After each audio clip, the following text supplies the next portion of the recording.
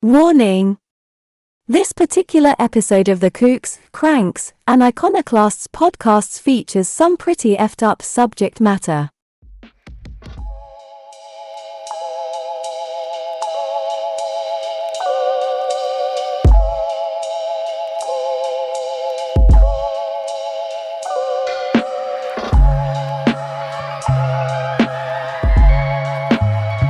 Huggy, cuddly type things, sort of. What's up, Ivan? Whoa! But, those are Russian indentured servant. But Surf is what they prefer to be called, sir. Surf's up. Stop trying to make this sound fun. Surf's up, aristocracy down. Isn't there a song about that? At last it happened to me, or something. About banging dead people? Oh, no, it would be hilarious. I had to wait till I was dead to get some. I had the time of my life, and I owe it. I can't even finish the thought. Right. Hey, everybody, welcome to the Kooks, Cranks, and Iconoclasts podcast. I'm Mike. I'm Matt. And today is October 9th, and happy Thanksgiving, Canada. And happy Indigenous Peoples Day, America. You're welcome. Yeah. I guess, I don't know. Yeah, and happy, I think it's Sports and Wellness Day in Japan as well today. So you guys go nuts, even though you won't join the coalition of the thrilling. Wow, it's like Canada could invite over America for Thanksgiving, and then after they eat and drink a bunch of booze, they can all sit on the couches and TV chairs and watch Japan. Yeah. Wow, yeah. Yeah. Just like here, how we do it. Yeah. Except maybe with less yelling and, I don't know, demons from the skeleton-filled closet making themselves public occasionally. With less assassinations. Oh, by the way, at the top of the show, I just want to give a quick shout-out to Mike. I hear you're doing better. I really want to come see you, man. I'm going to try and visit you soon. Things are crazy, you know how it is. But I'm glad to hear you're doing better. And, yeah, man, I was worried about you there for a minute, but glad to hear you're on the mend. Things are looking up. So, this being October 9th and all, we have, I kind of count last episode, but today we have what is officially the first of our month-long October Halloweenified episodes, where we will be covering real-life monsters behind the stories with which you are also familiar. You know, urban legends, folklore, horror film tropes, etc., things like that. The true cost of college. Yeah.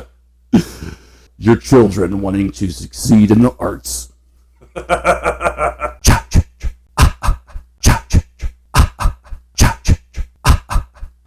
So yeah, today we're doing, we're going to cover two people definitely, maybe three if we have time, but the basic overall unifying theme of today is cannibalism. Yum. The wonderful, edible, incredible human eggs. Yeah. You know what they call human meat long pig? Long pig. Yeah. You know, it's funny you mentioned that. That guy Tom I was talking to, he was telling me about his tonsillectomy. His secret cannibal meat station. Yeah, in the back of the building. Yeah. He said he got a tonsillectomy, and they had to cauterize it, right? And yeah. Like, have you ever seen a cauterizing tool? It's just like a pin that shoots electricity. Yeah. Like okay. And it burns everything. Yeah. And he's like, dude, the only thing I could taste and smell was a well-done steak. And then when I came to, the doctor said, congratulations, you're now part steak. Yeah. Did you put A1 in my mouth? And it was a very fascinating event. So now I know that humans may or may not, at least tonsils, are probably the sweetbreads of human. Ew. Yeah. Gross. No hey, thanks. I just thought of a stupid joke. Humans put A1 on their meat. Zombies put Z26 on their meat. I guess it's not really a joke. It's just that I realize letters and numbers have certain correspondences, and I just grabbed it. Thanks, Bronze Medal Committee. So yeah, we've got a definite 2-course smorgasbord today is what we're kind of basing this whole episode around. Maybe a 3-course smorgasbord. I don't know if we'll have enough time. We have Don't to see. fill up on lady fingers. We got to go to Home Depot. We're in the trust tree with the nest. So today, as I mentioned previously, cannibalism being our overarching theme, the 2 people that you will definitely hear us cover today are, number 1, Sawney Bean and the Sawney Bean Clan. If you've never heard of these guys, once you hear the story, you'll be like, oh, I've seen this movie. Yeah. The hills are alive with eyeballs. And then after that, we'll be covering a gentleman by the name of Swift Runner, a.k.a. Kaki Si Kuchin, which would be his Cree Indian name. And he is the most well-known real-life example of a wendigo. The most terrifying thing I've ever come across as an adult. The wendigo? Because it can function in society.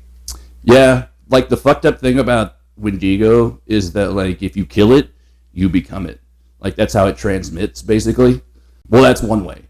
I have a theory that when Val Kilmer was playing Doc Holliday, that he was a wendigo. I think he really gave himself cancer and then beat it. Or not cancer. What did he have in that movie? Syphilis. A sweet, soft Hungarian devil. We also, if there is time, we're also... Oh, yeah, we also have a special guest, either conference calling or... We're not sure... We don't know how he's supposed to reach us just yet. Look, here's the scoop. We paid this guy $50 to go out and cover the mystery of the rock wall in Rockwall. Yeah, just sort of a... This is all new to us as well. Sort of a day labor field correspondent type situation, I guess. He's certainly got a lot of ideas about things, I'll say that. So yeah, we may... well, I know we're having him come in, we just don't know how yet. We'll get there when we get there. So, yeah. Once again, cannibalism. I gotta say right off the bat, like, would you ever, cannibalism? If I went down with the Brazilian soccer team, maybe. Depends, Not for the joy of it, but I was going to say, don't you think it's awfully strange that the Donner Party and the Dahmer Party... Sounds so similar? Yeah, you think they changed the name because, the whole cannibalism thing, or... I don't know. I don't know how retroactive time travel works in that situation. Yeah, no, so cannibalism. I mean... Can't live with it. Can't live without it. Full disclosure, I did get stuck overnight in that McDonald's and I ate those 3 people. I used to think about it a lot, like especially when I read the books of Hannibal Lecter series or whatever, like Silence of the Lambs. And, Red Dragon and all that. And Hannibal. Because the way that, I believe the author's name is Thomas Harris, the way he writes it is very like, oh yeah. Like if you watch the TV show, how they made it all like foodie and shit. Yeah. You know what I'm saying? Like, it kind of has that. Yeah, I could get down with this. There's actually a wendigo in that show. Was it Weird Magazine that had the weird? Sorry to be redundant. There was an article in there about artwork about tiny women and animated women in Japan. I think that was in Bizarre Magazine's list of strange Japanese fetishes. Yes, that is actually that's not a strictly Japanese fetish. It's called vor or vorarophilia.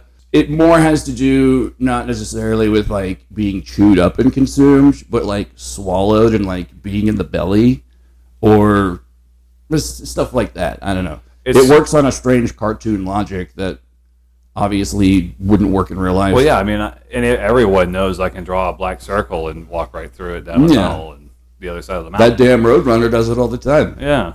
But I always thought that was kind of odd that they would do that. I was fascinated by the artwork. I just can't believe that was such a big deal. I think a lot of that comes out of their, like, a lot of it springs forth from, like, their manga, like, their art and comics.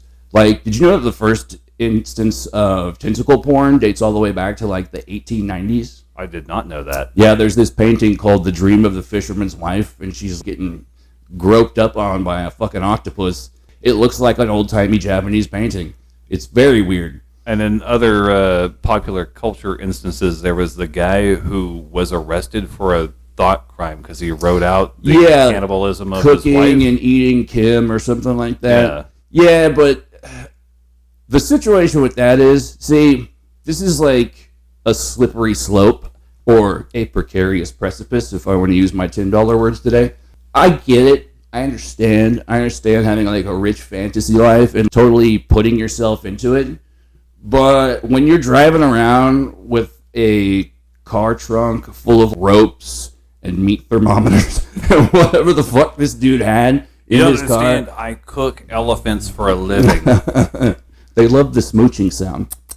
It calms them down. No, yeah, he had all the like gear and accoutrement. He was getting dangerously close, I think. I don't know. I mean, this is why you have to have communication in a relationship. Because if you have some weird-ass fetish, you have to be open about it with your significant other and or lover. Because, I mean, if you, like, hide it like it's something freaky to be ashamed of, I mean, maybe sometimes it is. I don't know. Fucking some people are... There are some things abject fucking monsters sometimes. Yeah. I don't know. I mean, that's what, fucking communication's for. So that's how I fell in love with birds. Yeah.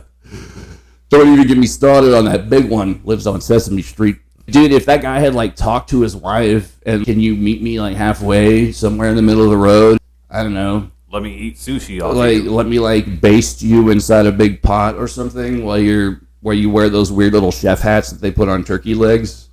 On your feet and hands. The fuck are those things? Chef hats. I've like thought about cannibalism quite often. I'm not gonna fucking tweet about it like Arm & Hammer baking soda guy or whatever his fucking name was. Like, I'm not gonna do it, but I understand it. You know what I'm saying? Yeah. I mean, I've thought about a coup, but Yeah. How often are you in the position to have a coup? Yeah. And then you see it almost happen and you're like, yeah, it was nothing like that. These guys are fucking idiots. Yeah, this doesn't seem as fun. Now that everyone's doing it. Yeah. Fucking Arab Spring ruined everything for me. I'm sure you're not the only white man to say that. So yeah, cannibalism. I would never engage in it specifically. Like, if someone happened to have some human meat lying around that they got by non-dubious, means, yeah, I'd probably try some. Well, there's tribes in Papua New Guinea that are cannibals, but they only eat their dead. They've been doing it for generations. I mean, it's just part of the culture or whatever. Like, and I think it stems back from something very primal. There's something about seeing your loved one being mauled, the corpse being mauled by a dog or another animal. Vultures or like, whatever. Hey, get the fuck off that. Yeah. Even though they're no longer here, it's the vet, and it's the empty shell. Yeah, it's part of. But you still are like, you have emotions and feelings attached to the vessel. I was also going to say about cannibalism, the whole idea of like eating someone to gain bravery or courage or whatever. That idea very much appeals to me. We still smear cheetah blood on trucks to make them go faster. I mean, like... We do? No, but I mean, like, that logic still reigns supreme. Oh, yeah. Did you eat his brain to gain his wisdom? But if you eat the brain, then that's when you get the human mad cow disease. Yeah, you get the prions. Kuru, yeah. Yeah, Creutzfeldt-Jacobs disease. Yeah, and you fucking shake around and... England is still recovering from that shit, man. They, I found out about that, too. If you, for that double beef flavor... you feed a cow to a cow. Yeah, so they used to grind up all the non-usable product. Yeah. And they'd put it into a feed. And that included brains? Yeah. I thought people ate cow brains. Some do. Like they sold it, like, specifically. I'm sure they do. But in the UK, they grind it up and feed it back to them. Yeah, and since a prion is a protein, you can't cook it out. Yeah. It's in the meat. So, like, in its brain, the brain barrier, permeable, so Yeah. it gets into the brain. And a You know what? a 19-year-old in England has the greatness of being the first victim of it.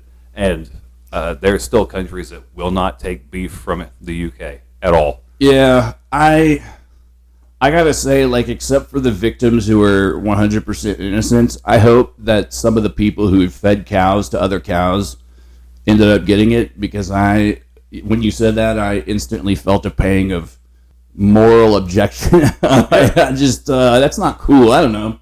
I mean, It's fucking wrong. if someone's gonna feed me human, I at least want to fucking know about it.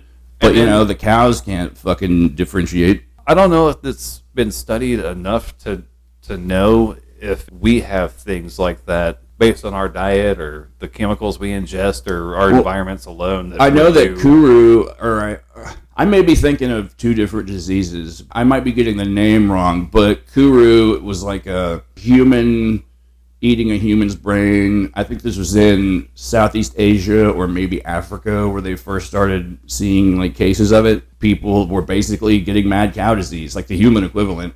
Fucking terrible, but they man. practiced. I mean, I think they also were one of those groups that occasionally eat their dead. We got this great death ritual called getting robbed by a highwayman in Scotland. Oh, real quick, what's happened this last week since we've been around? Been around? Oh, Been around? Did I say a word? Did that make sense? you did say it kind of weird. Where no one's going to dogpile you, though. It's just Oh, us. good. That is one big pile of shit.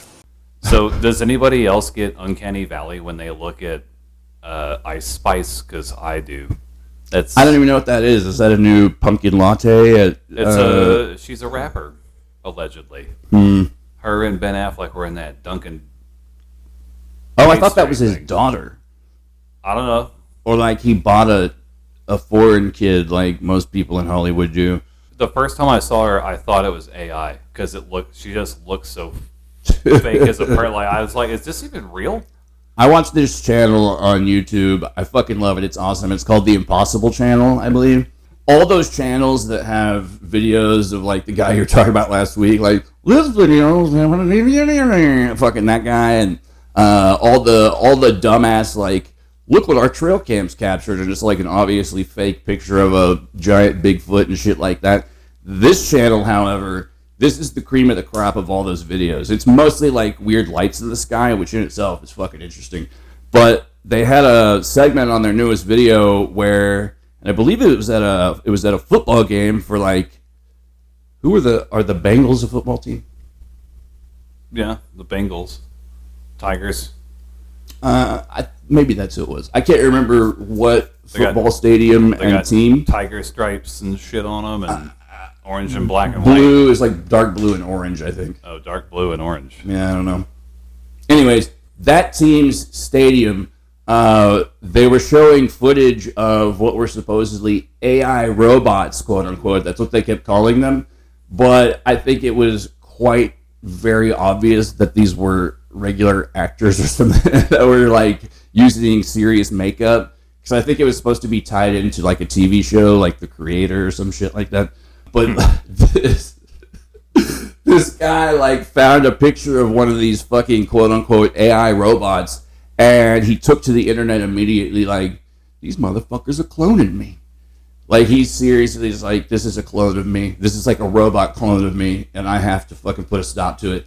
I need to further check into the continuation of that story. Well, it's funny you mention that because Hollywood has decided that they're going to only hire a fraction of the extras for a scene, and then AI generate them again and again and again in a scene for man. crowds. And that's become a bone of contention during that strike. If they've resolved it by now, I don't know. But You know who I really feel bad for is the super ultra dedicated extra that has like a closet full of fucking period dress and all kinds of his own fucking costumes because well, Mike, I why hear does that he helps always you have get to be hired having better. a period? I meant periods in time or various outfits that Well, that's- different people of different professions would Well, it's wear. very convenient that you backtrack now. Because hey, I'm not walking back shit. You said it. No, the guy like the people who are extras that have their own like outfit and props and shit. Like, I hear when they show up, dressed like a fucking English Bobby. you're hired. And fucking, so that's the guy I feel bad for, because then if he's out of a job, he's like, what the fuck am I going to do with this closet full of stupid, meaningless shit? Guerrilla theater. We should probably get to the Sawney Bean part. Hold on, I got my one thing I saw this week, and this is fucking weird. It's all up in the alley of this show. Apparently there's a whole actually multiple online subcultures that are dedicated to Benadryl, specifically taking Benadryl and quote-unquote tripping out on Benadryl, which sounds terrifying as fuck to me, because when I take just 2 Benadryl, like, I feel my heart skip a beat sometimes. I'm just like, oh, I fucking feel like I'm falling or something, and that's just 2. And I've heard these people, like, talk about taking, like, 23 fucking Benadryl and shit. And of course, what the fuck is wrong with people? Because they're dumb, stupid fucking kids and they can't get their hands on like mushrooms or LSD. God, we got to get like a government program going to start handing out mushrooms and LSD to these dumb fucking kids. Anyways, yeah, there's like all these online forums dedicated, like, you know, what do they call them? Chat rooms or whatever. But yeah, these kids talk about how many fucking Benadryl they take, and what's really weird about it is it's deeply interconnected with shadow people, like the phenomenon of shadow people. And there's a specific, like, arch shadow person that they call the Hat Man. And he's like a shadow person, like normal shadow people just look like a silhouette of a person. But the Hat Man wears a hat and a trench coat, like a fedora and a trench coat. So I guess he's like the FBI of shadow people. I don't fucking know. Or maybe he's like Sam Spade. Police. Yeah. So there's like within this Benadryl subculture, there's like a whole weird religious devotion to the Hat Man.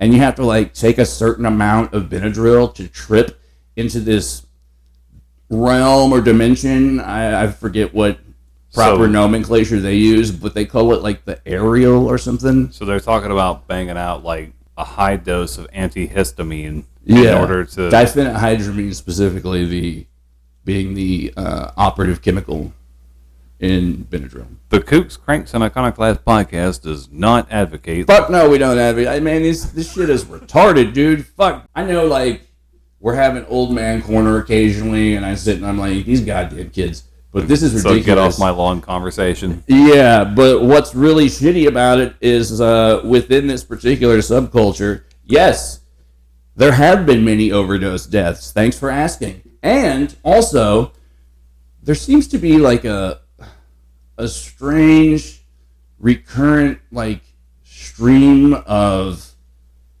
grooming incidents. I don't know what the fuck's going on there, but like they have like weird little online secret clubs and shit, and it's just very weird and fucked up that there's a drug culture popping up around Benadryl. I mean, fuck, we used to drink cough medicine, so I kind of get it, but well, it's weird that it's like shadow person related, because that makes it like a weird over-the-counter drug form of like shitty shamanism. It's what throws me off is I remember when they took Cordycein cough and cold and put it behind Triple C's, bro. Yeah, like oh man, it'll only raise your blood pressure to like 200 over 189. Yeah, That's only great. Yeah, he'll do all this stupid stuff, and it's like, man, you'll be doing cartwheel. Like, that sounds really bad, man. Yeah, you'll try to swim in the carpet like my one friend did. I don't. Like, no, stop. I don't want to do that. Yeah, I mean, I've done it a few times. I'm not gonna lie. Like, you know, when you're young, you get bored easy. You do stupid things. So that I kind of understand. But was that the alternate lyrics to Ryan Adams' song? When you're young, you get bored and do stupid things. That's a Bryan Adams song? A Ryan Adams song. A Ryan Adams song? Yeah. I don't even know. The guy who wrote the Robin Hood song? I don't know. That he did the lyrics or the opening song from Old School. Is that what you're talking about? When you get sad, you get high. Yeah. Yeah. Okay. Yeah, that guy. I like that song. Yeah, it's a good song. Mm-hmm. That guy got in trouble for some stuff. Some touchy bathroom business. let's just say he shouldn't have done what he's accused of doing. If they hadn't done what I told them not to do, they'd still be alive. I don't know what happened. Well, that's after that, vague but- and open-ended, but I oddly enough have a strange idea, knowing exactly what you're fucking talking about. I think. So I think you do. I'm picking up what you're putting down, and I'm sending it back. Yeah. So hey, kids, don't do large amounts of Benadryl. If any kids even listen to this show, if you find this recording as a remnant in the future, and for some odd reason civilization has been irrevocably changed and altered entirely and has been built around the monolithic pink monstrosity of Benadryl, and you are hearing this outlawed transmission, fight the power. And also just fucking, I don't know, grow your own mushrooms. It's science. It's not that hard to do. I don't know. But do something besides Benadryl. Go to the library. Pay your taxes. Yeah. Take up aerobics. Jogging is good for you. So That's my rant done. So yeah, that was my thing that happened to me this week. it's so ridiculous. Yeah, that's we're living in a fucking cartoon world, man, and I am a cartoon girl. So yeah, let's get to what everyone came here for. The real weird shit. The history, the real life stories behind the monsters and horror tropes you know and love. That's right. Today's theme is cannibalism. And first up, we're covering Sawney Bean and the Sawney Bean Clan. Oh, yeah. Kick out the jams, Matt. Yeah. Well, there were by no means bean counters. Alexander Sawney Bean was the head of a 45-member clan. The family business was actually hedge trimming, which, you know... Head trimming? Hedge trimming. Okay. Yeah, they had a hedge fund where they would go out and trim hedges and all the rows and... Insider trading. Yeah, all that nasty business. I know I did see that his first name was Alexander. Did you find anything about like where Sawney comes from, like what that is? I think it was a nickname Okay. given to him. I thought it might have been like a racial epithet for Scottish people as well. I'm not sure. I don't know. Anyways, Yeah. he decided that tree trimming was not the family business for him. He figured he'd do better at cutting off other limbs. So according to the Newgate Calendar, a publication in the UK from the 1600s, he quit his job and met a woman named Black Agnes Douglas. And they started a life together, Robbing and a thieving and a killing. And they did a great job at it. They became highwaymen. They were a match made in hell. So Yeah. goes the old saying. They were great. In fact, They were so successful at being highwaymen and robbing people and taking their shit that they actually moved in together. No. Yeah, they got married, and there was a reception and a cave. That's cool. I'll Yeah. watch this show. I don't like all that will they, won't they bullshit. These two hopped right in, both feet. Yeah, they jumped right in. They have a dream and a goal, and they're going to make it. So they decided that it would probably be a good idea to stay low for a while, until the heat blew over, because they're going to continue to eat people. Wait, when did the eating people come in? Well, shortly I after... thought they were just highwaymen and woman. Highwayman and woman. highway men and wife. So they got married, Mm-hmm. and they started a life together as highwaymen and woman. Okay. I take thee to be my highway woman, To be my accomplice and to never testify against you. in the heat and the cold. And the pickle barrels of human remains. It's pretty weird that first it was Robin, and then I guess they fell upon a pretty harsh winter, since their whole life was revolving around stealing jewelry, and they have to go to town and stuff Yeah, to it's sell real this practical. stuff. Yeah, and you can't. Also living in a cave. See, here's where the cave comes in. They actually had found a nice little hidey hole, and it was it's a coastal cave that was about 400 feet deep, right? And during high tide, it would rise up, and it would be covered by the water, so no one The could see entrance it. to the cave was? Yeah, so no one could How see did it. it not flood? That's my question, because I think Maybe the I way it guess was- maybe it had like Yeah, dips and valleys inside of it or whatever. Because obviously you can't live in it, but they were closed off from the world during high tide, and then low tide they'd come out, and they'd go out at night, and they'd go rob people. God, that's weird. That is so, like, and the fact that they're from Scotland too, that's such a very, like, folklorish, like, it almost sounds like fairy folk or something, like they're weird, non-human, leprechaunoid type creatures. It's very unsettling. Yeah. They ended up settling in Benane Head, in this coastal cave, and they actually lived there for 25 years. God damn. Uninterrupted. Hey, man. Location. Fuck, I suppose. They took the good word of the gospel, and they had 6 girls and 8 sons. Okay. None of which they ate. Well, that's good. That's a good start, I guess. And out of all those, they had 18 grandchildren. Wait, what? Yeah. They had 18. Did they go out into the world and take wives and husbands? Well, Mike, it's funny you ask. They had what they call in the biz a genetic bottleneck. Yeah. Because that sounds extra gross as opposed to just saying inbred. All of which turned out to be incestuous babies. Ugh. Now, Jim Henson's incest babies. a genetic bottleneck sounds like a weird sex move. That's why it's like extra gross. I don't know. Well, and then into the sleazy Rodriguez.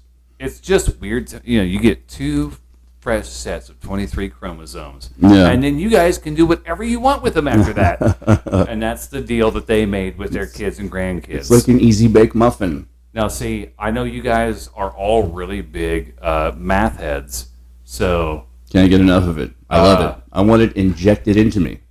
So, for those of you keeping score at home, that is 14 children and 18 grandchildren.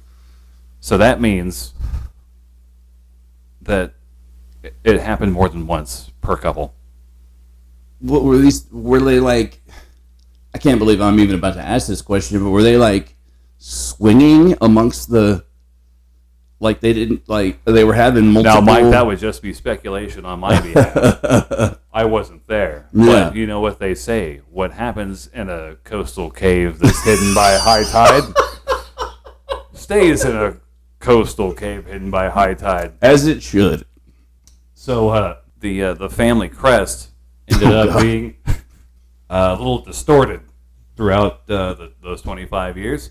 I would imagine it had something to do with robbery, murder, and cannibalism. According to Wikipedia, when did the cannibalism start? Was this something that they like came to gradually, or? According to the tale, it happened accidentally on a hot date. They were robbing people. What was their name? Black Agnes. Black Agnes. Okay, and Sawney Bean. And Alexander Sawney Bean. A match made in a lifetime. A match made in a grotesque butcher shop. A little butcher shop of horrors.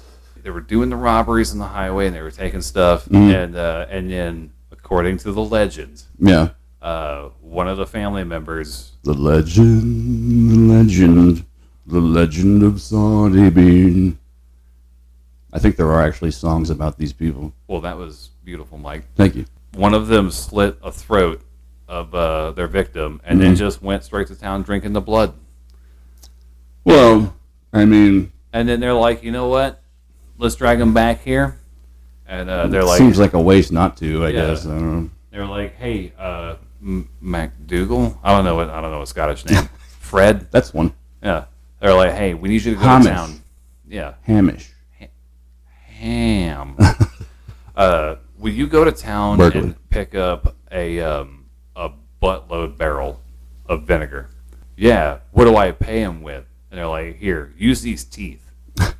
So he goes... Here, take these jewels I have for no apparent reason. Yeah.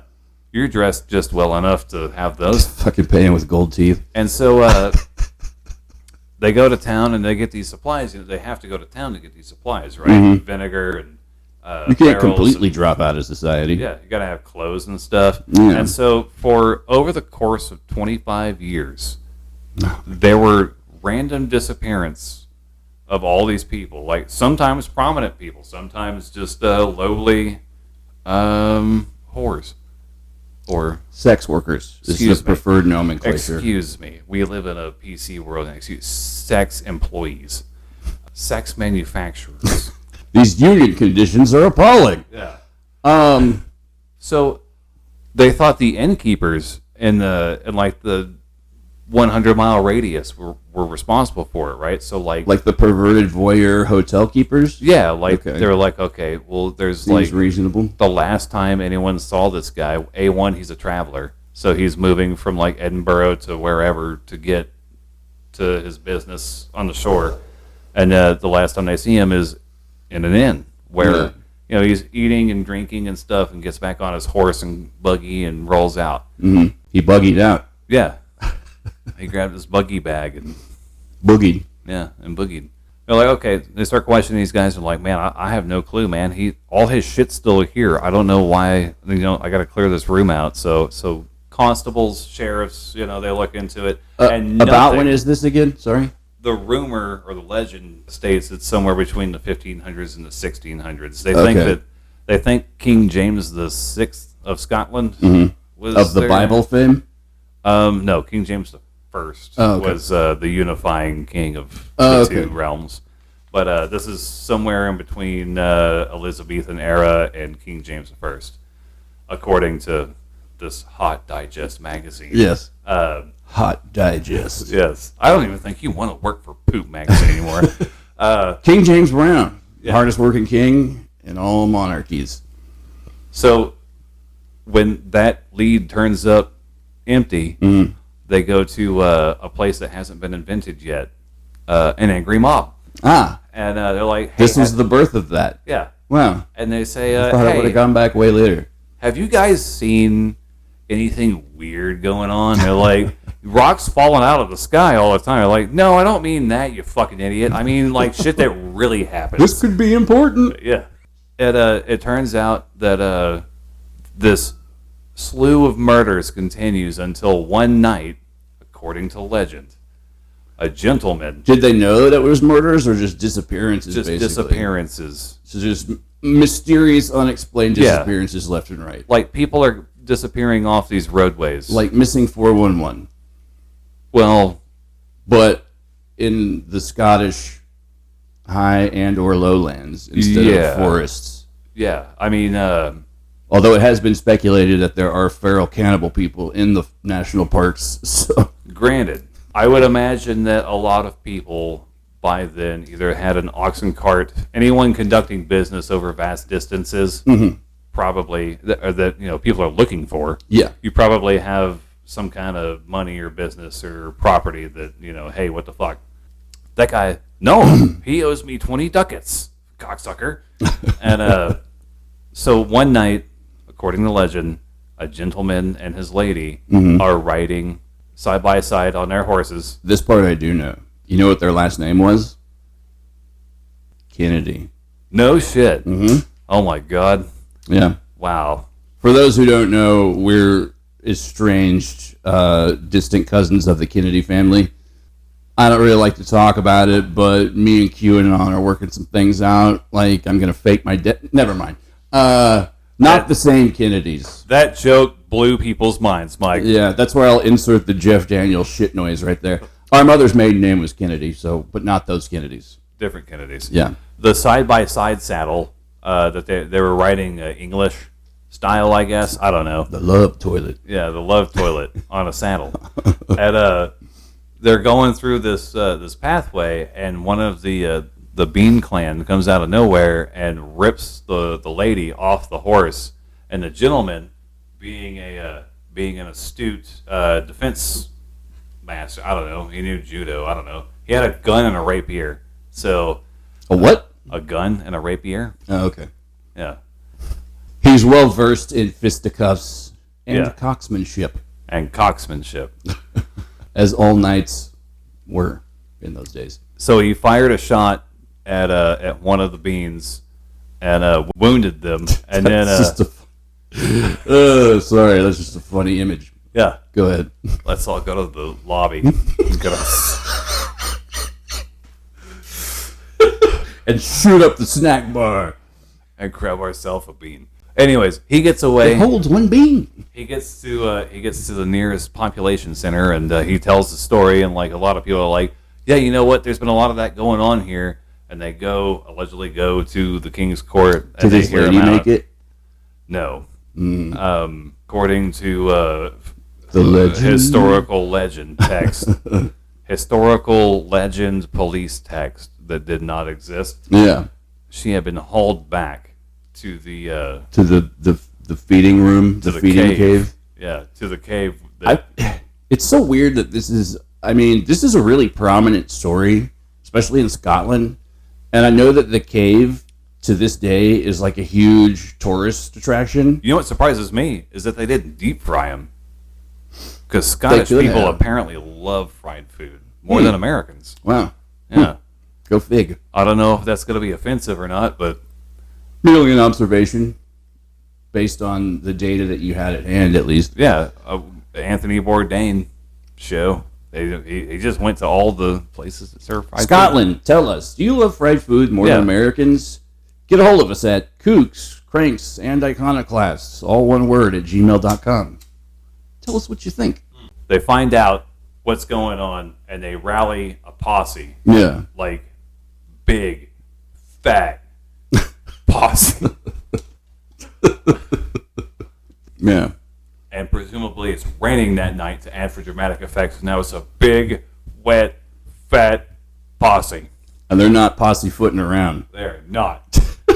And then they also were like, you know what else we need?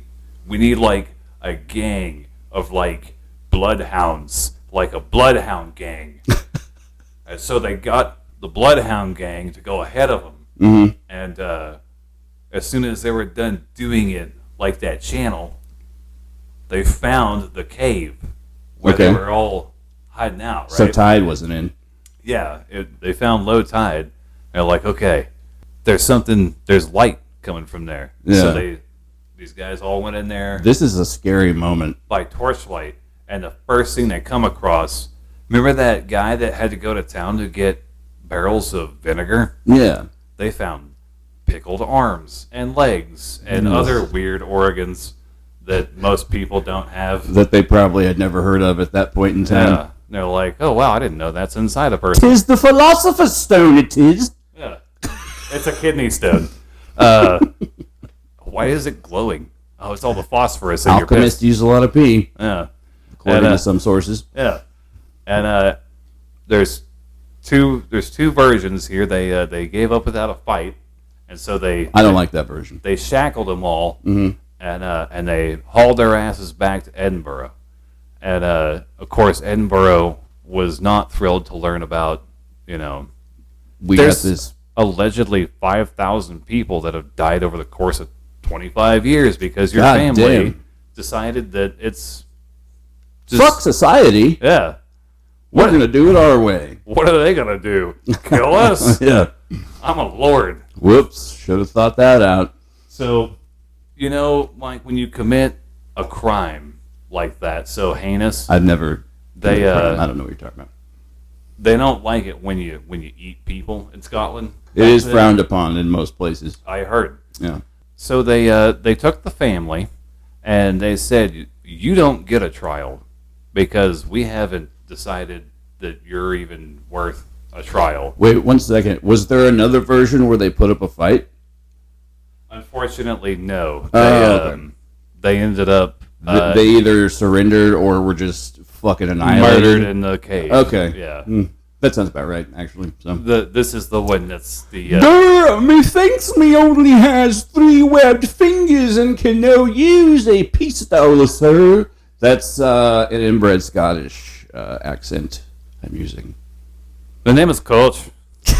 Don't confuse it with Couch. Dags, you like Dags? Yeah. No, that's Mickey. Yeah. So anyways, they all go to Edinburgh, and the king has issued a decree. King Jimmy. Yeah, King Jimmy. Mm-hmm. Serious sandwiches. So he tells him, all right, it is by decree of the king that I'm going to chop your fucking hands and feet off and let you bleed out. And in the process, I'm going to tie you to a stake of wood. Mm-hmm. And as soon as you've bled out just enough, I'm going to light you on fire. Man. And that was all the men in the clan. Well, they really got... I mean, you don't have TV or internet or movies or social media. I guess torture and elaborate executions are all you really have. Yeah, I mean, it was rough living back then. Yeah. Without instant gratification. Mm-hmm. But the party that we were waiting for 25 years happened because they made all the women watch. And then... The Bean women? Uh-huh. Oh, man. And then as soon as all the men were dead... They It was their said, hey, turn. we're going to go ahead and we're going to tell you these stakes. And Wooden stakes. don't get excited. Yeah. Yeah. And, we're going to drop some sauce on you. And it's going to be, it's ladies' night out here in Edinburgh. And we're going to light up the disco floor with your corpses. And Disco Inferno. yeah. They burned them up pretty good. And they never had any more trouble out of the Bean Clan. And they never identified all of the bodies because, So there was 48 total? 45 members of the 45 clan. members total.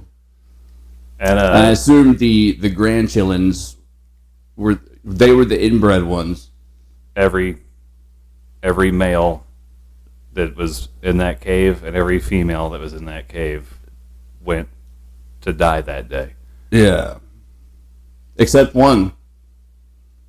Yeah. Which one? Well, sort of. I mean, it's just more of the same later in life. Yeah, I found out that during the mass executions of the Sawney Bean Clan, there was one little girl baby. One of the locals who, oddly enough... Oh, no, wait. You said McDougal earlier? I was just making... I know, yeah. I was about to say, whoa, weird, but it was McDouglas. This fella by the name of McDouglas was like, don't burn that perfectly good little girl baby. She didn't do anything wrong. She doesn't know her parents are shitty. She didn't break It's any not like laws. it's inherited or anything. Yeah. It's not like... It's not like being inbred will lead to like a war of succession or, a global 7-year war. It's not like she's a fucking Habsburg or anything. Goddamn, give her a break. It's okay when they do it. Anyway. God told him to do it. Oh, well then. Different. And he looked upon his works and said, yes, this is good. Meh. I guess. No, but yeah, this guy McDouglas was like hanging out, watching the public executions like you do on a Friday or Saturday night back in the olden times. And they were going to throw the little girl baby in the fire, and he's like, wait, that's a perfectly good girl baby. She didn't do anything wrong. She is innocent in the eyes of the Lord, and blah, blah, blah. And also, me and my wife can't have kids. Can I have her? Yeah, on one condition, you can never, ever tell her who, her real family is. Don't fucking let her know. Spider-Man. Is he strong? Listen, bud. He's got inbred radioactive blood. So, yeah, McDouglas and his wife take this little girl, and they name her Lily McDouglas. And she is the final survivor of the Bean Clan.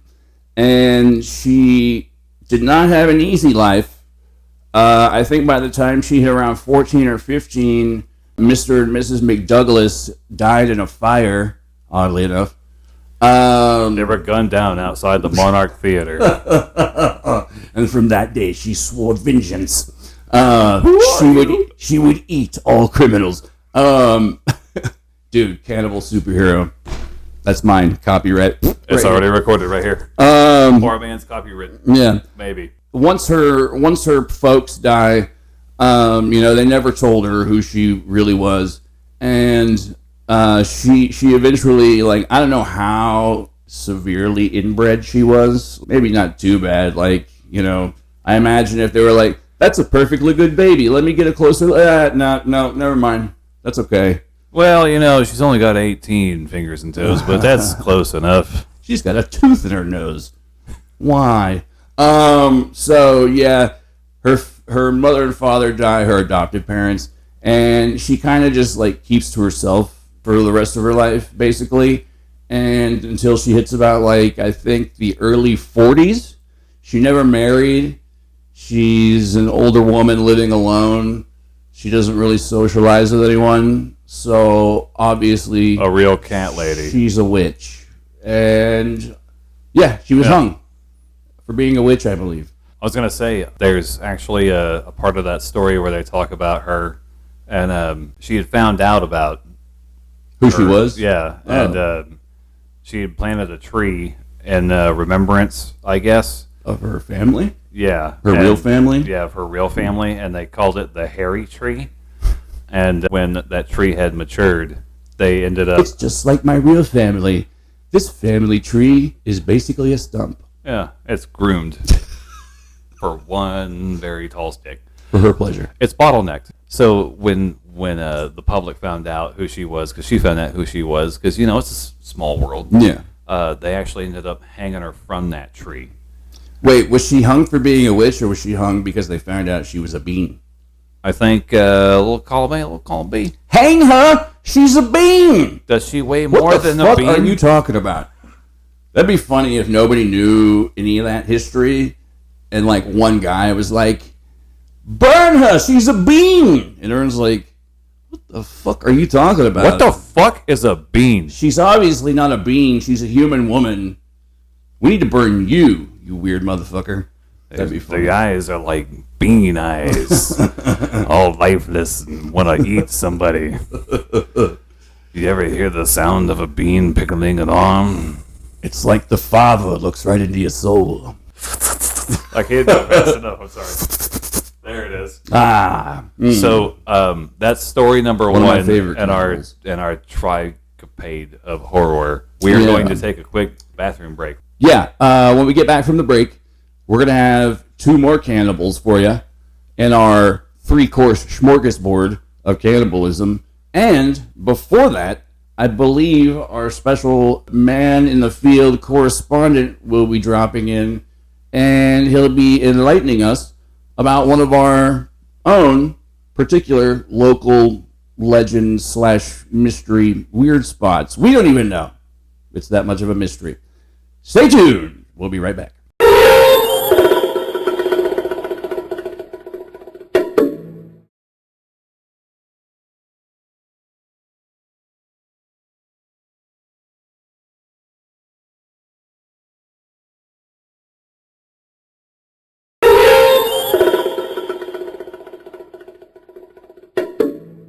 Hey, welcome back.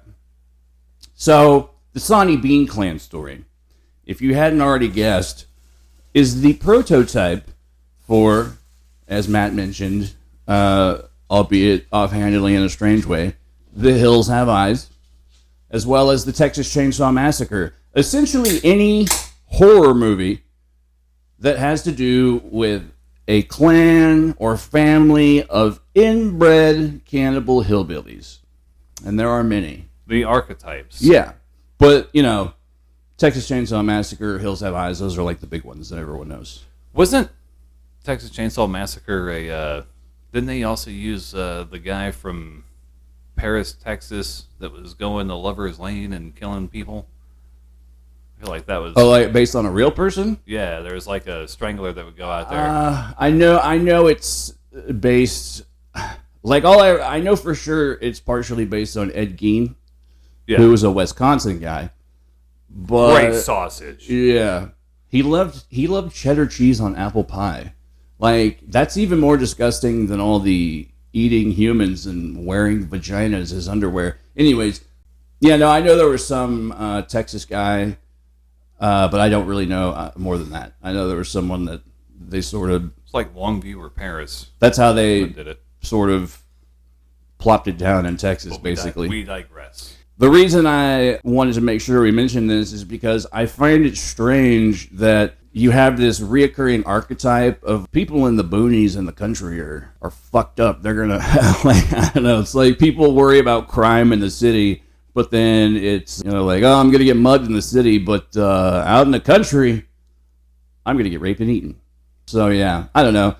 We live in the South. We're Southern, believe it or not. Ish. Yeah, I mean, we read. So, most Southern people are really nice. They're good people, often genuine to a fault. You can talk to them about anything except politics, religion, race, gender.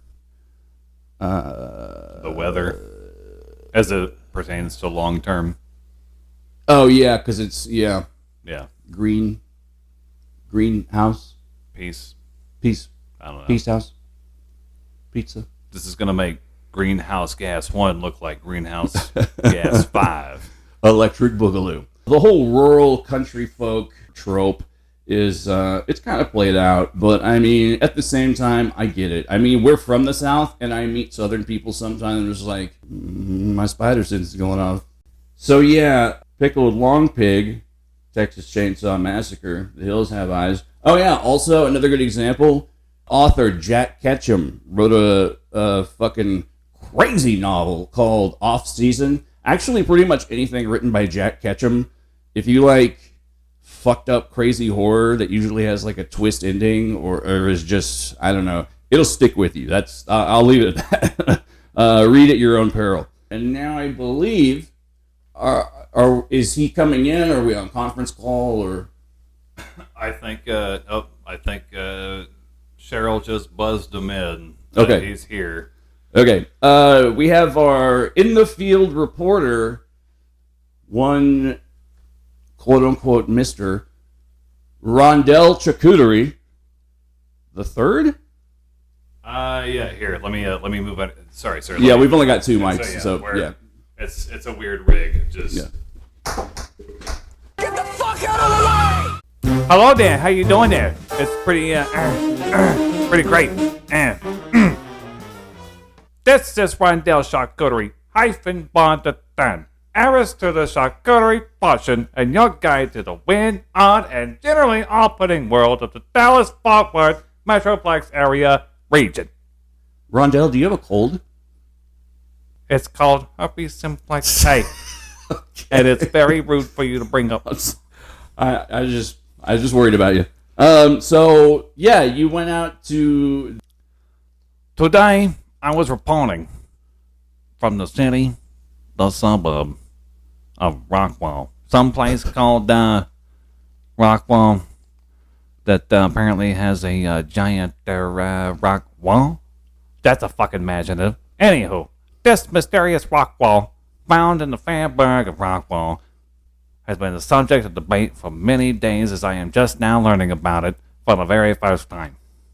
It turns out this mystery wall may or may not have been made by ancient inhabitants of the town of Rockwall, a town that has perpetually existed since I learned about it on Friday, or 1873 if you want to be a dick about it. Matt? What? Through my research of several unreturned emails and singing telegrams to one Graham Hancock, I have uncovered a conspiracy by Big Magnetosphere to disprove man's involvement in the manufacturing and distribution of an allegedly pronounced Rockwall. But, according to an article on the Internet World Wide website I found while activating my incognito mode for very, very sexy reasons, the Dallas Morning Snooze has an article from a less civilized time, 2021. After researchers came out to the site, which is on like a farm or something, they took multiple samples in allegedly mysterious structure, building ruins to examine some of their orientation. Weird, right? I thought there was laws against that. But turns out all samples took from the quote-unquote rock wall all have the same magnetic orientation, proving that it is undoubtable evidence of a scientific investigation. In fact, all samples of the rock wall a man from sedentary rock, proving that they lead a very, very poor lifestyle. This, in cognation with the numerous ancient creek beds in the region area, shows that the all-natural formation, it's like she's, comes with the meal. If you guys, you know what I mean.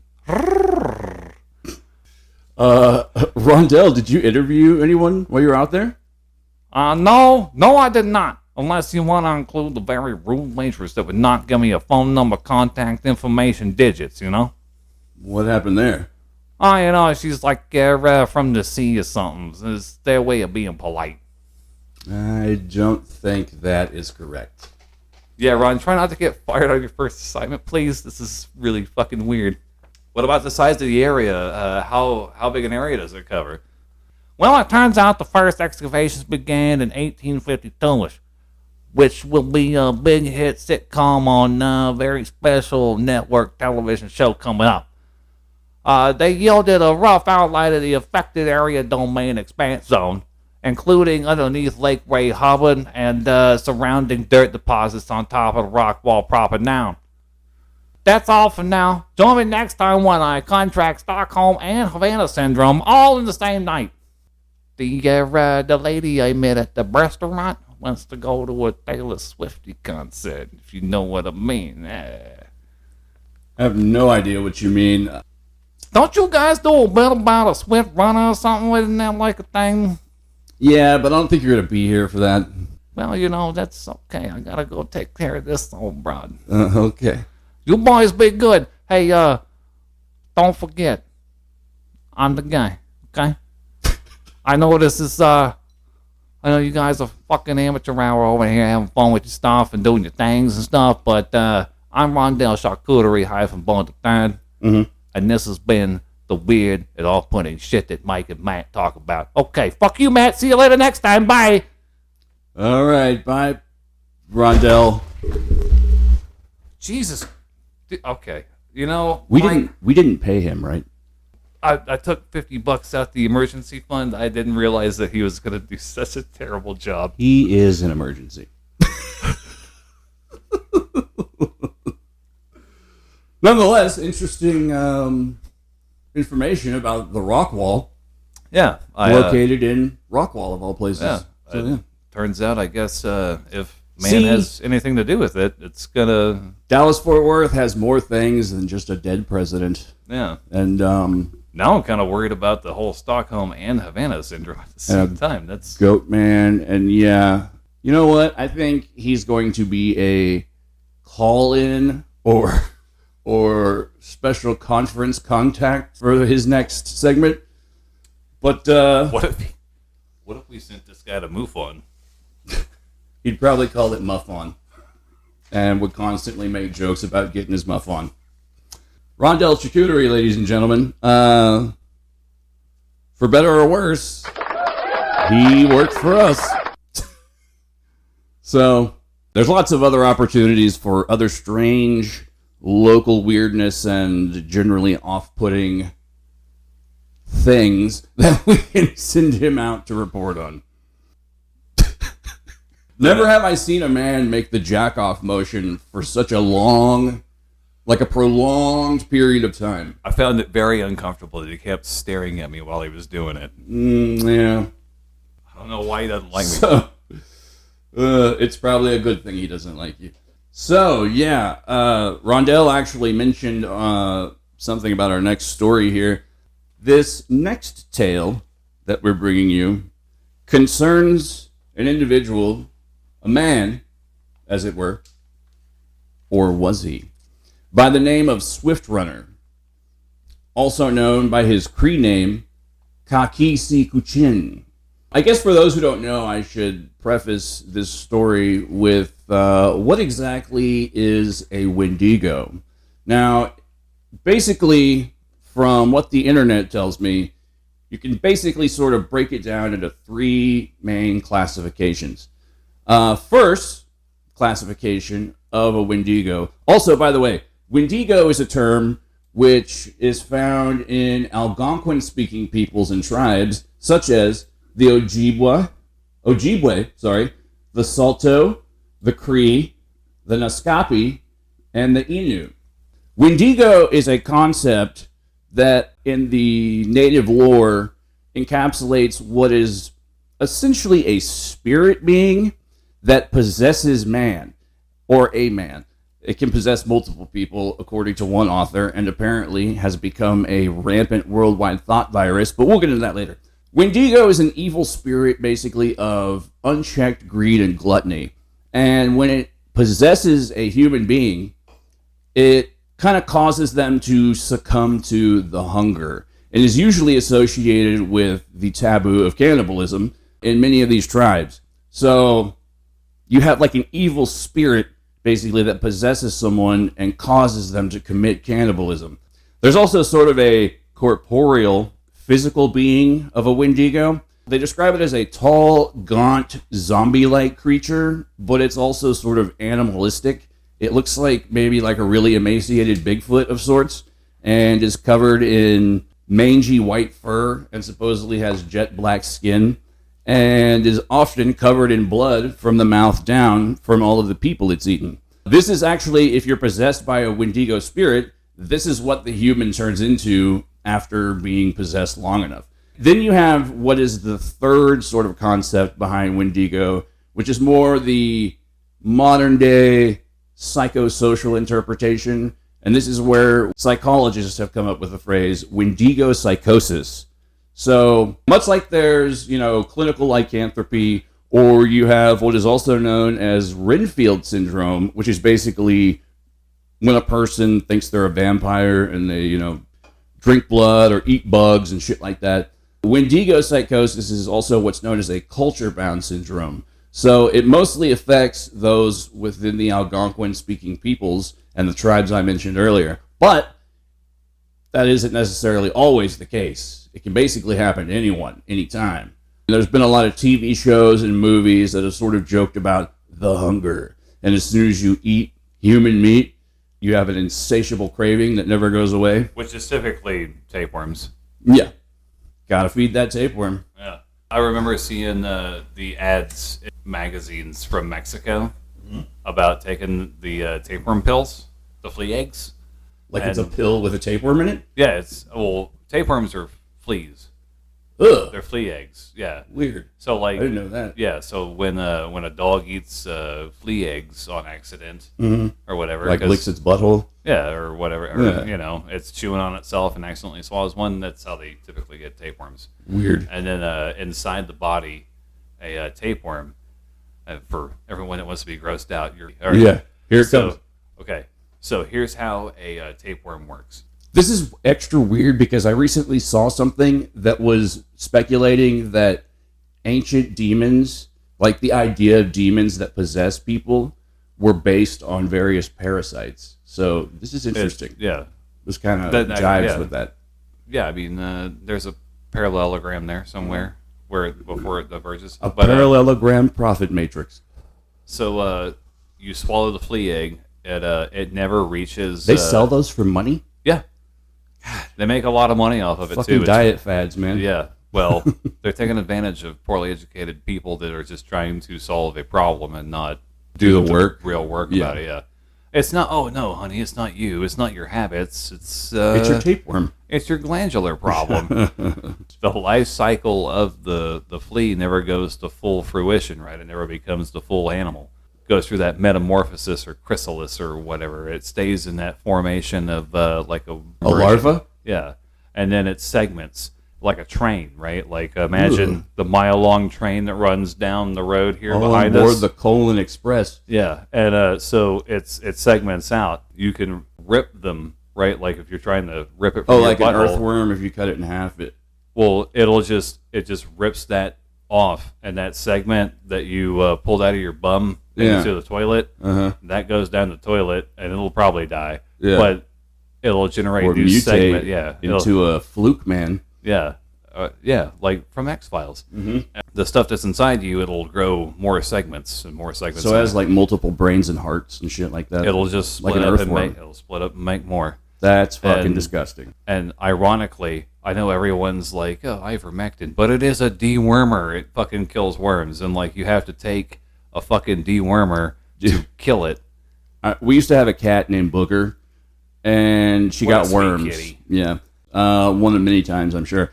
But we gave her this big, giant fucking purple pill, and it was to deworm her.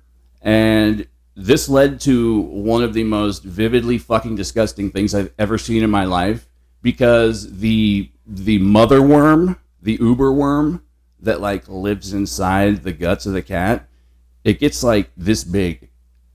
It's like Mike's holding up about the size of a $1 bill for those. Yeah, who can't it's see a at home. it's like a, oh god, it looks like a fucking like grubby yellow slimy fucking arrowhead shaped thing. Like kind of like a mollusk almost, but not quite as big. They're fucking disgusting. Worms in general, like not earthworms and like, you know, like I got worms. We're gonna sell worm farms. Like those are fine, but yeah, fucking parasites of all kind. And it's extra fucked up because I probably have had at one point in my life. What's that shit called? The cat shit one. Cosmosis or Toxoplasmosis gondii. Most there was a call into and this lady was worried about getting toxoplasmosis because she had a cat. I'm calling it because I'm worried about getting toxoplasmosis. Yeah. I have a cat. I had 18 cats. Yeah. Well, I was listening to the story, and it's entirely possible, but I don't know if it can jump to our species. Well, I know I've heard that most people in the world actually have Toxoplasmosis gondii, and that they've actually speculated that it and other certain parasites can alter our behavior. Well, what I want to like know when you is, see like certain ants or certain insects have like a fungal disease or a parasite that caught, like it makes them sprout weird fucking like the foam shit out of their head. I saw a picture of a mantis the other day that was afflicted with some. Its fucking head was gone, but where its head used to be, it sprouted these two black, long antennae looking thing. And it said if you find one of these mantises, you're supposed to fucking drown it immediately because of whatever parasite this is. But yeah, it fucking still operates without its head. And one of those parasites, like I think it's the fungal one, one of the fungal ones, it inhabits an insect and like overrides its behavior, like fucking so it's the basis of mind control. Yeah, shit. it's the basis of The Last of Us, the video game that. Yeah. That's actually fucking scientists somewhere. I've read this on the internet, so it must be true. I stumbled across it at some point, but they said that were there to be a zombie apocalypse, a fungal infection would be the most likely culprit, or prions, as we discussed earlier as well. That would be the more 28 days later rage virus kind, whereas the fungal infection would be like bumping into shit, not quite attuned to the Romero zombies. The 5 to 7 senses which humans usually use. The fungal parasite totally overrides the brain's behavior, and it mind controls these insects to like go up to the highest point to get into the sunlight to be eaten specifically by a known predator. Like the fungus knows, and it spreads in the bird shit, and like they know this is how, like the fungus knows. So this is why also like there's something to fungal intelligence and shit like that. But there are other parasites. Well, I always thought it was a prion's a parasite, right? It's a protein. It's a protein. That's right. Okay, yeah. It's neither living nor dead, technically. Undead. The toxoplasmosis and tricky diseases. Yeah. It's very crafty of an ailment, right? Like venereal disease. Yeah. Right? It found a niche because it knows people are going to get freaky. And as long as it's in there, it's going to be able to do it. Yeah. As a species, right? We've wiped off the planet 2 diseases that afflict our species and our entire human recorded history that we know of. In recorded history, we've knocked out 2 diseases, and one is smallpox. Even though there's a sample in Moscow and a sample in Atlanta, and Atlanta accidentally blew out a bunch of toxic shit not that long ago, like within the last 20 years. Oops. Way to go, Hotlanta. Yeah. Please listen to our show. We love you, Atlanta. We know that you're listening. So ask them about that. And then the other one is a rare form of childhood eye cancer that hits before puberty. Weird. So they could never reproduce. So the gene was bred out. So we know for a fact through anthropological records that we actually knocked out. And that was in my textbook at Richland College. You know, Lyme disease was created by the U.S. government. I heard that rumor, and I don't know. I don't remember the scientific bullet points behind it, but I remember them making a lot of sense. But I also probably hadn't slept in a day or two. So take it with a grain of salt and a shot of penicillin. And thanks for listening to that random rant by the rant. No, yeah, like actually this does kind of play in because it does come back to cannibalism and, you know, prion disease. And I do remember hearing something about like the vast majority of people on planet Earth are or have been at one point, I don't know if afflicted is the right word, but they carry exposed. Yeah, toxoplasmosis gondii, and they were researching like to what extent this particular parasite. The two symbiote species, I guess you would call it a symbiote. Venom and Carnage?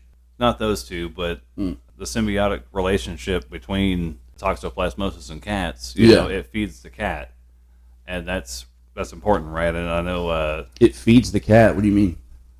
When mice get toxoplasmosis, oh, they run to the cat. They charge cats. Yeah, and the cat, what the fuck?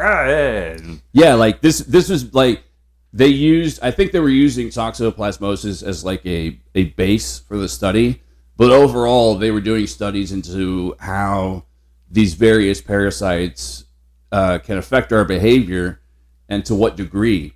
So there's still questions about the way that if you have a tapeworm, you get hungry all the time. It's like, so, you're eating for two, or if you're pregnant with a tapeworm, twins. Yeah, the math adds up. Yeah. But as far as... Did you know I strangled my identical tapeworm brother in the womb? I heard that. Yeah, but we don't talk about Eric and our family anymore. Oh, I was in there at a later date, and man, let me tell you, you left that place in terrible condition. I'm pretty sure you didn't get the deposit back. I could totally see another ailment or another niche species that takes advantage of something, but you could argue that people that stick their heads in alligators' mouths. I mean, like, who are natural predators now, right? Like us. Humans probably is the number one predator of humans. Yeah. And then after that, it's name a continent, and that's probably in North America. Australia, spiders, and many other things. It's very interesting. Actually, one of my favorite comic book writers, Grant Morrison, he did a comic book called The Filth, which is basically, if you take into account all the microorganisms that live on us and within us who have, some form of sentience or consciousness, basically it boils down to how much of you is really you. Yeah. So, like, we're walking ecosystems. That sort of comes into play throughout. Oh, Wendigo psychosis, by the way. Before we go on the parasite tangent, Wendigo psychosis is what psychologists, anthropologists, sociologists refer to as someone who is operating under the belief that they are either possessed by or have become a Wendigo. And once again, a Wendigo is a spirit of unbridled greed and gluttonous hunger that's never satiated. Wendigos will only eat human flesh.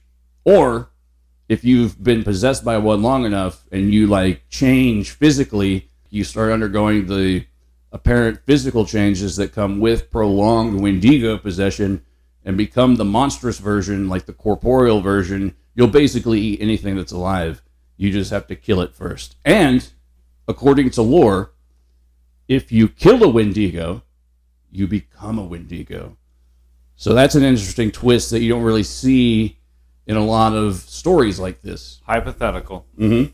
if you handcuffed him and threw him in a dungeon Mm-hmm. and he died as a result of starvation, Yeah. but he's there because you put him there, Mm-hmm. do I physically have to kill him, or is it because that I threw him in there and he just starved to death? Well, actually, we're about to see at one point in this story that there is, in fact, one certain specific way to execute A full double roll barrel toss wendigo destruction. Husker do's, Husker don'ts. Yeah, no, there's one surefire method for certain wendigo extermination Well, goddamn, that- we need to know, Mike. This is important. that prevents them from coming back from the grave. Now, I'm gonna do something a little different. Or I mean, we've done this before, but since we're getting all spooky and shit, I'm kind of gonna read this R.L. Stein style. I heard it's a lady in a trench coat. Moose bumps. Okay. 1878. Swift Runner would be the first formal hanging in what was at the time known as the Northwest Territories. Roughly 40 years old, 6 foot 3 inches, giant of a man. A professional hunter and tracker by trade and by life. He was of the Cree people. So, you already know, they believe in the Wendigo. It's part of their culture. During his hanging, there were several priests at Fort Saskatchewan where he would be executed for his crimes. Many of these Catholic priests were droning out litanies, saying prayers, while there were many native Cree looking upon the stage as he was to be hanged, who were letting out death wails and prayers and terrors and fears because they knew what he was, what he'd done, and they knew there was only one way to get rid of him, and it wasn't going to be by hanging.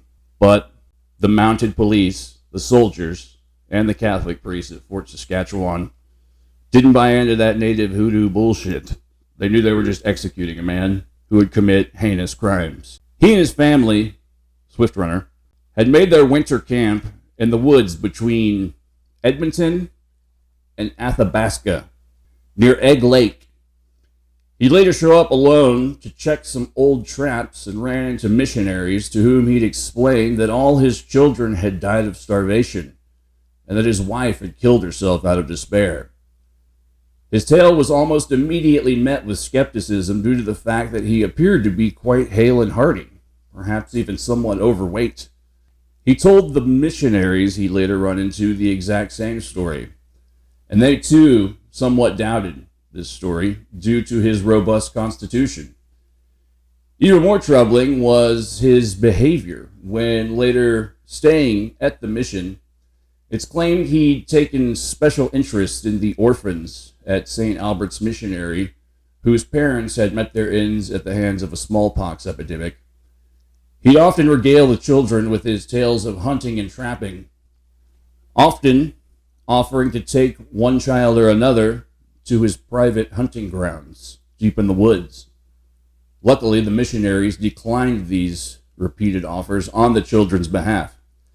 In addition to this were the intense nightmares that would continually plague him during his stay at St. Albert's, and would also spread further suspicion amongst the missionaries that some disturbing fate had befallen his family, something far worse than the story which he'd recounted to them previously. It was due to these factors that they would alert the Mounties at Fort Saskatchewan of their suspicions. He was soon arrested by Sergeant Steele, probably the manliest named Mountie to have ever lived, then taken to Fort Saskatchewan for interrogation. There, he recounted the same story he'd told the missionaries, as well as his fellow Cree, adding that he only survived by boiling his moose skin teepee and eating it. Unconvinced, he would then later be escorted by a 3-man team of officers to the location of his winter camp in order to inspect the bones and remains of his family. And so Swift Runner was shackled, thrown in the back of a cart, and the party headed north. After traveling roughly 30 to 40 miles in the frozen forests and through the empty plains, The three men then realized that Swift Runner was leading them astray, evidently a weak attempt at avoiding his family's winter campgrounds. One of the three men sent out to investigate was a native Métis, I believe is how you pronounce it, scout, and an interpreter, who suggested they surreptitiously dosed their prisoner with a sort of truth serum well known to many of those native to the Canadian frontier.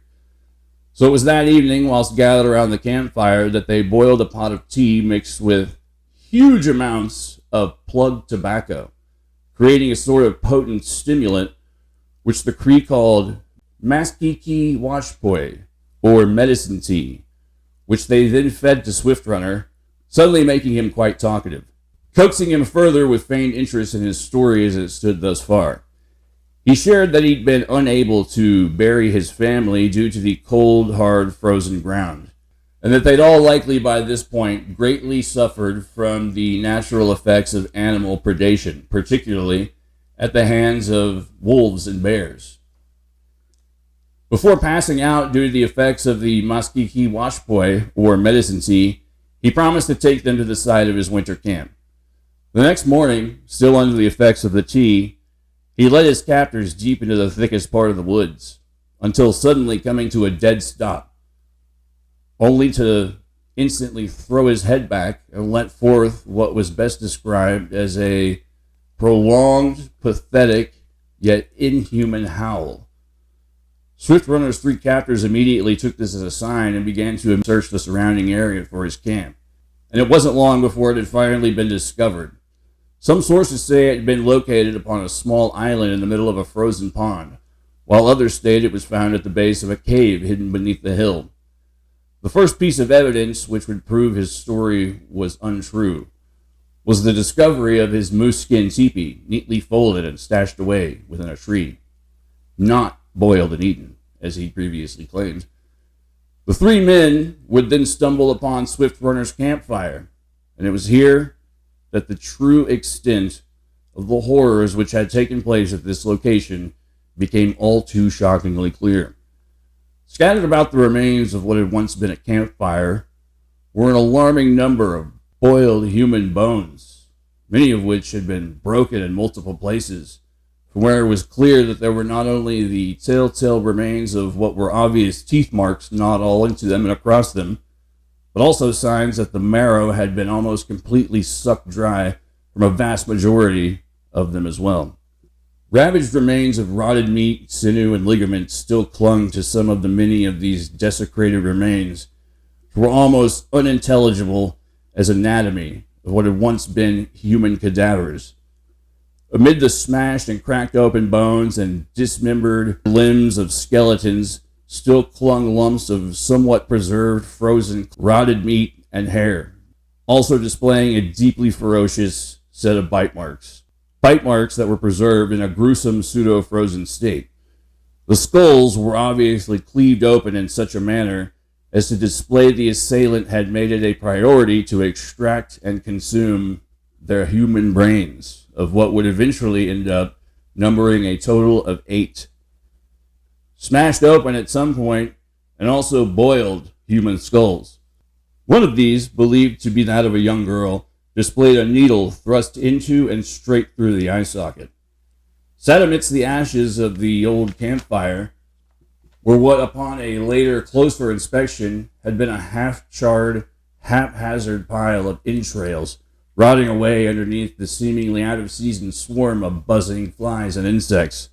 Many of the trees surrounding the camp appeared to be smeared in what was callously wiped away remains of what was once the congealed grease of what had previously been human fat. It was this particular detail which would evoke in the minds of the three men that accompanied Swift Runner some gluttonous ritualistic blood feast, images of which creeped into their mind, unwanted and haunting imagery, dancing back and forth.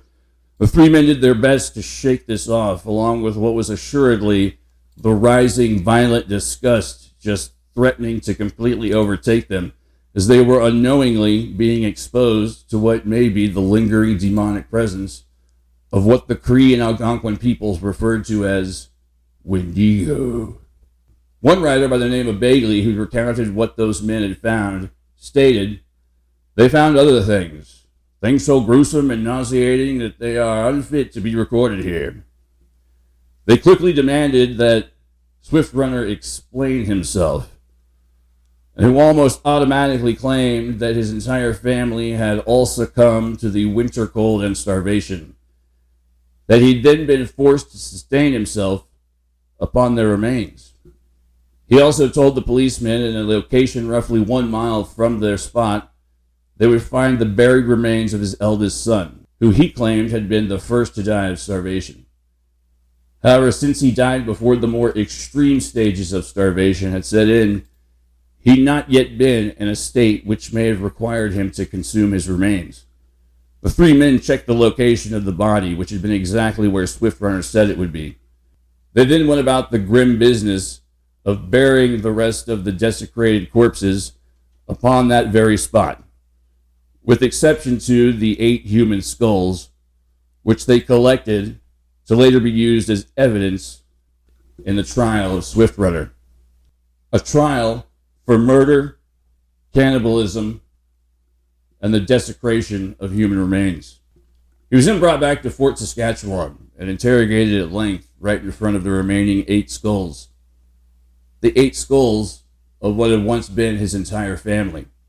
Rather than displaying anything even remotely resembling fear, guilt, shame, or remorse, he was in fact quite amused by the entire situation when asked to identify the remains.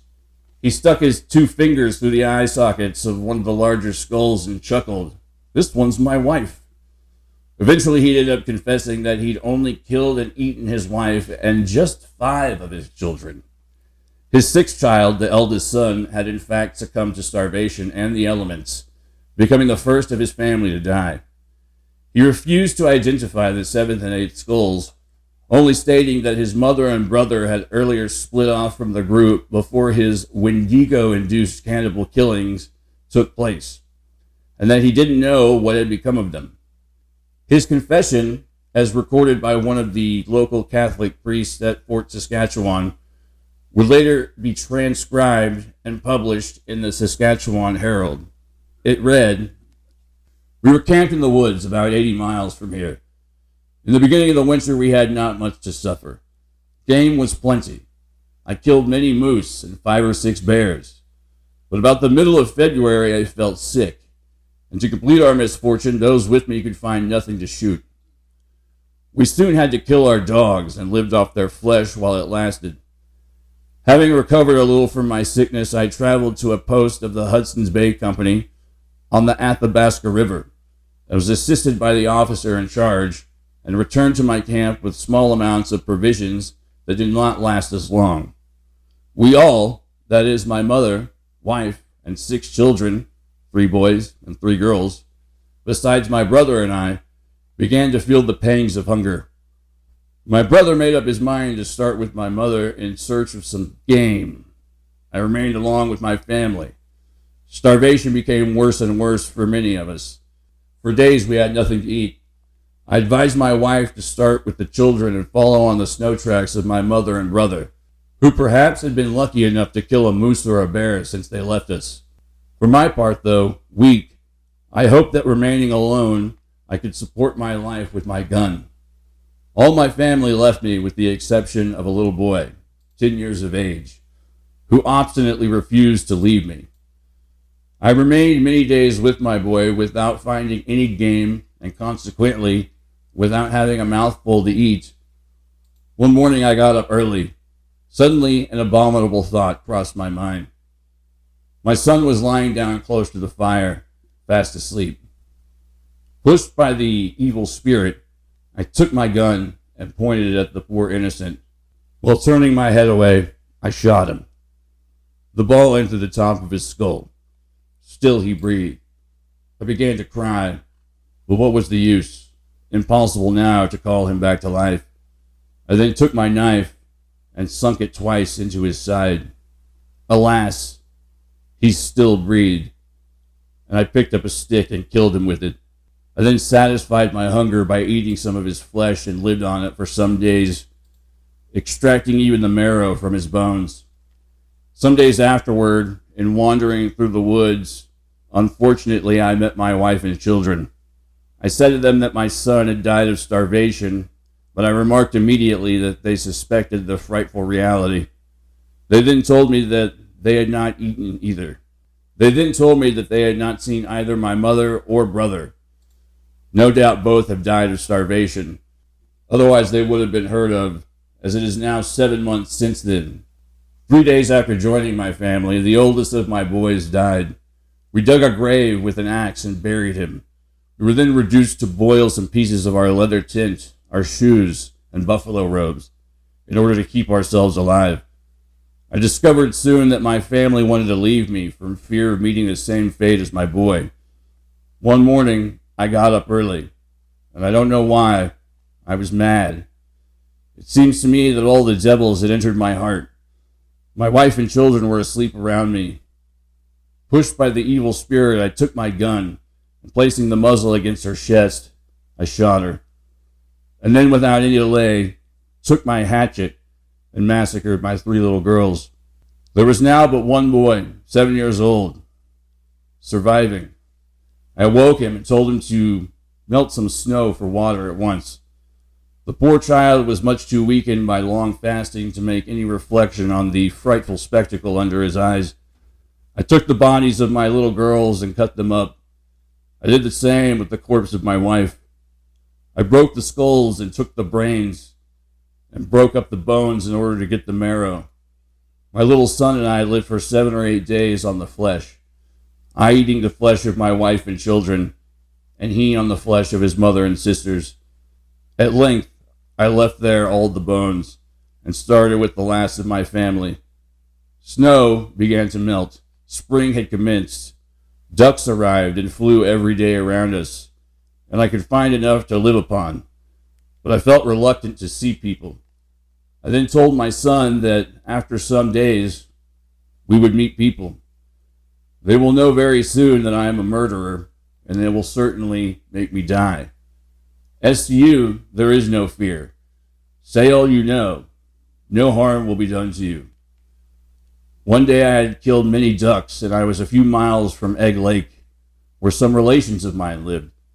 I was sitting at the campfire when I told my son to go and fetch something 5 or 6 paces off. At that moment, the devil suddenly took possession of my soul, and in order to live longer far from people, and to put out of the way the only witness to my crimes, I seized my gun and killed the last of my children, and ate him, as I did the others. That's the confession of Swift Runner. And what makes this whole story a million times more fucked up is that the surplus food and supplies at the Hudson's Bay Company that he went to earlier, that he knew where it was only 25 fucking miles away. In the summer of 1879... Summer of love, baby. In the summer of 1879, Swift Runner was tried and executed for the murder and worse of his family. But he narrowly avoided the equally savage form of ritual execution at the hands of a mob of his fellow Cree natives, as they fervently wished to dismember him and then completely burn any and all remains down to ash, as it was their belief this was the only surefire method used to truly destroy a wendigo, in both body and spirit, thus preventing their eventual rebirth from the dead. While in prison awaiting his execution, later details, even far more lurid than any of those previously mentioned, would begin pouring out in numerous dubious and or doubtful publications, and which I'll refrain from including due to them at this point just being gratuitous and quite likely spurious as well.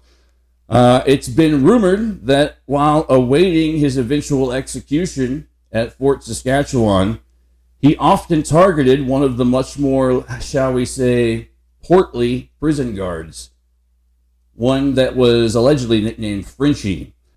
He was frightened by the immense 6'3" Cree native who was made of all muscle, allegedly always smacking his chops, slobbering, licking his lips, with wide eyes like dinner plates every time he had to deal directly with Swift Runner. Whether this was some kind of sick joke or this was really part of his fevered wendigo psychosis induced fucking hunger. Bit. Yeah. Remains to be seen. Though it was well documented that Swift Runner was quite obviously out of his mind at this point. I mean, he could sit down and converse with you, and he actually got along with one of the guards because he spoke Cree, but dude was fucking gone. Come on to a beautiful show. It's gonna be awesome and some other stuff. An execution in Canada. In the end, Swift Runner was ultimately executed formally by a proper church and state officiated hanging. Some say he would later go on to die. Some say he would later be taken away to some undisclosed location deep into the most ancient, unknown, ghost-haunted forests, far away from the prying eyes of man and untouched by any sort of civilization. And it was there his remains, post-hanging, were made to undergo the Cree ritual dismemberment and then creation, making 100% damn skippy that the immense hunter turned cannibal killer will never ever return from the grave as a monster to haunt the vast, cold, frozen Great White North, stalking down and disemboweling, then devouring any and all living thing that he could get his extended, gnarled appendages on. Or, conversely, maybe they didn't ritualistically dispose of his body. Maybe the priest, once again saying like, whatever, bullshit, just took this man allegedly afflicted by evil spirits and demons and just buried him in some unmarked grave in an unknown potter's field. And perhaps from there, perhaps he did rise from the grave. Perhaps he does stalk the Great White North. Perhaps he's standing right behind you. Wipe out. Perhaps he's gave that disease to a priest, and that's why they have an insatiable appetite for small boys. He did eat several children.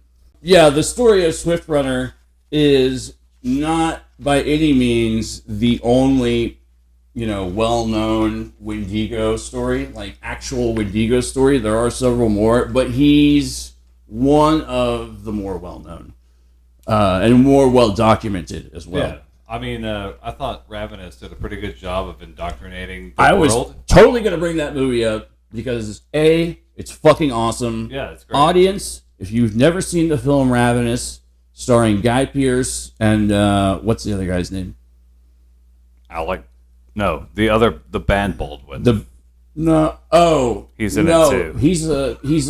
He's a corny. What are they called? I don't know. He's Mr. Courtney Cox. Yeah. Algonquin? And Arquette. Arquette. Yeah. He's not an Algonquin. That's the other people. Yeah. Also, the guy that was the voiceover for the History Channel in the 90s is the guy in charge of that fort. Did you know that guy was like a pervert something? I did not know. Yeah, he got busted for something heinous. I don't remember what. For being a weird Benjamin Franklin looking fuck doing some you kind terrible of got things. a whole Benjamin Franklin head now that I look at it. He's, Hollywood. Man, I could see you on $100 bill. No, yeah. When we were talking about, like, would you ever, eat a person? Actually, I kind of discovered the film Ravenous when I was sort of, like, mulling that idea around a lot in my head. Because one of the things that, like, super interests me is the nature and existence of evil. I'm kind of at the point right now that I don't think it really exists. Like, pure evil, you know what I'm talking about? Like, malevolent forces and shit. And concentrate. Yeah. I just think they're sick, fucked up people, basically, is what it is. and hurt people. But aside from that's why I was like going over ideas like cannibalism and human sacrifice and shit like that. But that film, fucking, if I was like on the fence about cannibalism, fucking put me over the top. I was like, yeah, sign me up. But it's only because like, okay. I can't like Here's list, Mike's 14-point plan. For I can't list cannibalism. enough reasons for people to see Ravenous. I'm more on the Ravenous kick now, but basically it's kind of like a Western superhero movie with cannibalism superpowers, and that's like that's a grossly out of whack description for the movie. Is Guy Pearce He's the main good guy or whatever. The protagonist? Yeah, loses his shit. I guess when it's he not sees really a any steak. good people, or it's kind of like that.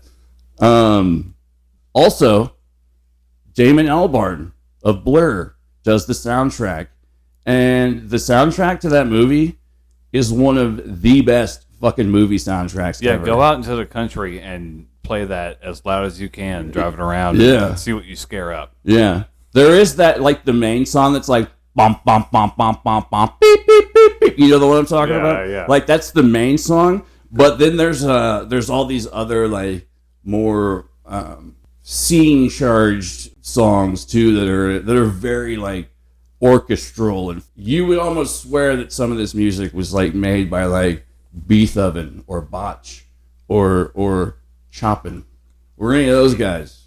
Cue the Vivaldi. Anyone else I can mispronounce their name? Mozart. Yeah, those guys. I thought he was paintings. Amadeus. So yeah, go watch Ravenous. Fucking, that's our film recommendation for this episode. Also, I mentioned offhand earlier, there's this gentleman, this writer by the name of, I believe it's Paul Levy, and he's written several books about the concept of the Wendigo, like the idea as a like thought virus, like a parasite, like we were talking about earlier. Yeah. But he claims, or he's kind of looking at it as it's a worldwide epidemic, which is why most people are so focused on materialism and bullshit. He wrote a book, or no, he based it mostly on a book called Columbus and Other Cannibals. Hey, happy Columbus Day. Yeah, that was no Joke. mistake. Wait, yes, it was. Did you say steak? Happy accident. I'm throwing that in.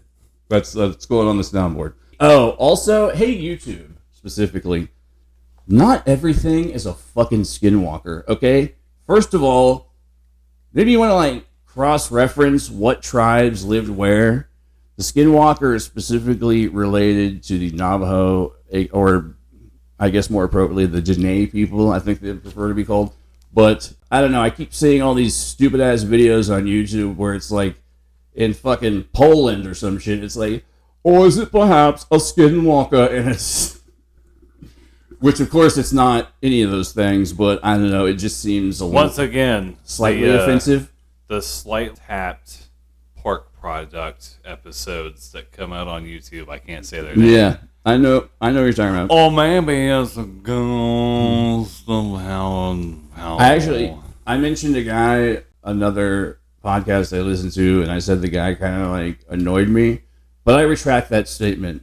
I like his older stuff better now that I'm listening to it, because he started off skeptic, and I don't know, maybe something happened, but something happened, made him a believer. So Swift Runner, Wendigo, as we said before, 3 forms of Wendigo. This is also, I believe we mentioned the reoccurring concept that you see in media of the hunger. And like once you eat a person, you know, fucking you get the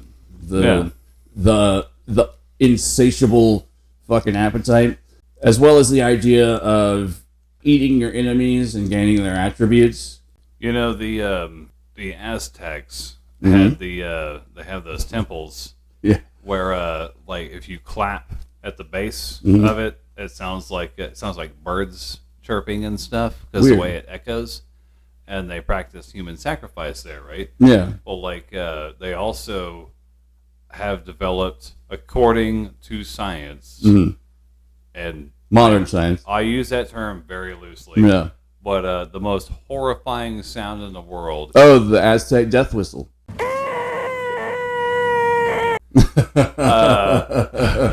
Yeah, the death whistle. You can buy them. And, Really? Yeah, you can buy a model of one, and it makes the same noise. It's built the same way.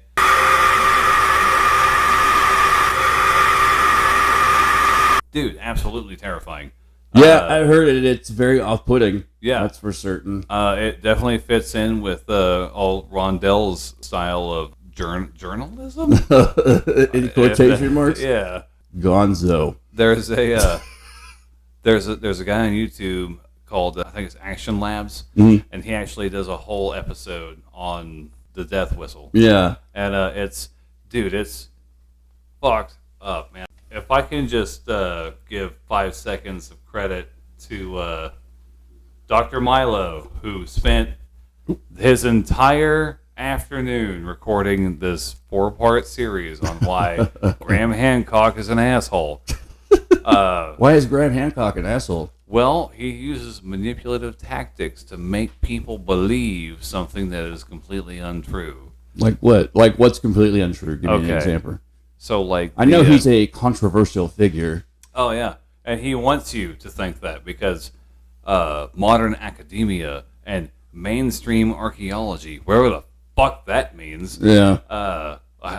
Well, you know. I have a feeling that archaeology, as a discipline, I feel like it's just a bunch of fucking sharks in a blood frenzy. That's the impression that I get.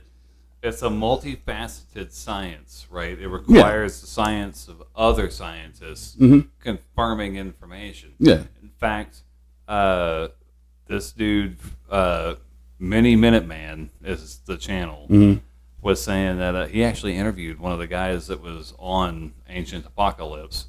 One of the other doctors. Yeah. Real scientist man who is not a sociologist. Graham Hancock is a sociologist. He's also a journalist, or he was... He's a storyteller. Yeah. But well, that's why people find it compelling. I mean, you can, of course, a story is the best way to, you know. So I'll give you the one of the best case in points. Yeah. Is Bimini Road, right? Yeah, I'm aware of this thing. I've heard of it. Okay, so Bimini Road is not a road, right? It's a natural formation. Well, yeah, they just named it that because it looked like a road, basically. Yes. Yeah. But it's not a road. It's a natural rock formation. As Ron put it so eloquently, a sedentary rock. 3,000 years ago, the shoreline looked a little different. Yeah. And of course. The movement of water over these rocks and things breaking down created a mound, and the currents that run across the Caribbean, they cut tracks in this. And so you see it from only a certain couple of perspectives, right? But as if you were to look at it from a topographical view, it's a big mound. I mean, basically, it's reality TV show archaeology. I wouldn't even call it archaeology. That's a disservice to them. But if it's a road, right? It's not. Yeah. Let's just, for the sake of the argument, let's say it is a road. Okay. Where are the tracks, right? If it's a major thoroughfare.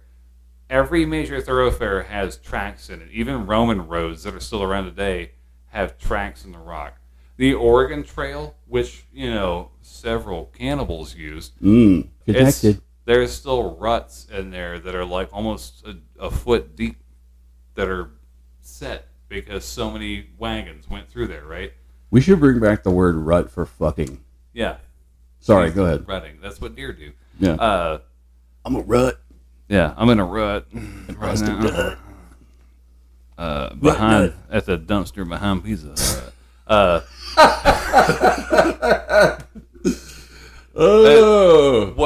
What I'm saying is so if it's a road, just rob it with the rebound. Yeah. Sorry, go ahead. It's a fucking Superfly fucking 3-man weave into a I'm goddamn... Superfly TNT. Yeah. When my fingers touch brain, I'll fucking explode. Okay. So there's no ruts, there's none of this, none of that, and even Yeah. if there was an ancient society there, the biggest, most important thing they left behind was a road with no ruts that apparently nobody fucking used. Yeah. Like, is it like, it's like if George W. Bush or H.W. Bush Highway wasn't ever used. Like, there's, right? I mean, it's a major thoroughfare. Why the fuck are there no anything there behind it? I mean, I know that, like, yeah, he's a storyteller. Even the island of Bimini, like if they had showed one other angle of the island, right? Yeah. It's covered in this fucking same rock that is down there. Less than 20 feet or something like that. It's real shallow water.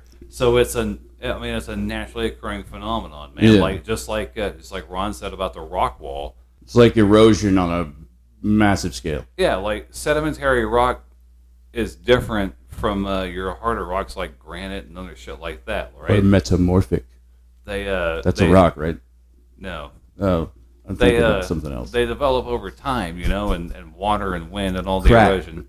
And crack rock. Crack is a They rock. develop over time through legislation and wind erosion and water and Master P. You can't just show 10% of the image and expect everyone to...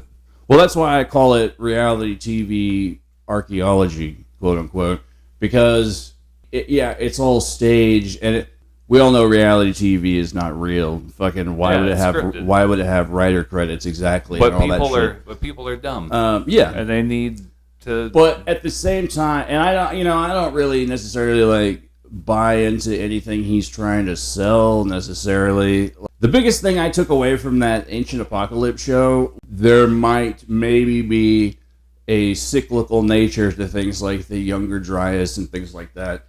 So here's but the only thing that I wouldn't even necessarily say. So I wouldn't even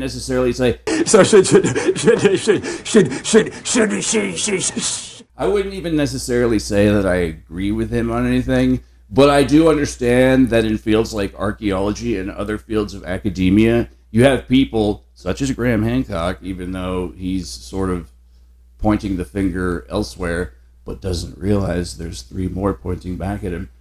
You have people who go into these fields who have agendas that they want to bring. So if you're specifically talking archaeology, like, have you ever heard of the Powell Doctrine? John Wesley Powell? It's sort of behind the whole idea that the Smithsonian has fucking destroyed or covered up not just giant skeletons. I mean, that's the big one. But any kind of potential evidence that shows that people came here before Columbus, like I believe they call it the diffusionists. that Europeans made it to... Yeah, like the Vikings or even the Chinese or possibly even Egyptians. Well, dude, there's evidence of Chinese junks on the California coast, and there's ancient settlements in Newfoundland. Well, yeah, see, this guy, John Wesley Powell... They've admitted to that much, at least. I mean, it's... He basically created the Powell Doctrine. This is like circa late 1800s, mid to late 1800s, I believe. Where they cycled back into the goddamn Pacific Ocean to populate the Pacific Islands. Is that what you're talking about? What? Who? What? There was a guy in the 50s or 60s that had hypothesized that the Bering Strait Bridge was the main path for our species, and then it cycled back into Oceania towards Indonesia, Polynesia, and all that. All those No, I mean coral reef islands. I hadn't heard that one. They disproved it, by the way. This guy, John Wesley Powell, he was strongly associated with the Smithsonian. Basically, his whole Powell Doctrine came out of two main things. One, fairly noble, I guess, but his treatments and reaction are misguided, and the other one is just shitty. So this is like mid 1800s. He's an archaeologist, and strongly associated with the Smithsonian. He had a great respect for Native American culture and their beliefs and, spirituality and histories and languages, etc. So basically anything that looked like pre-Columbus visitation to the New World, quote unquote, by places like Egypt or China or Ireland or, I don't know, fucking Vikings, whatever. He was like, if you find it, destroy it.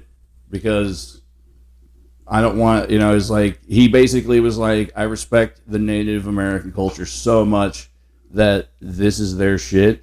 But at the same time, this view also came out of his intense hatred for Mormons.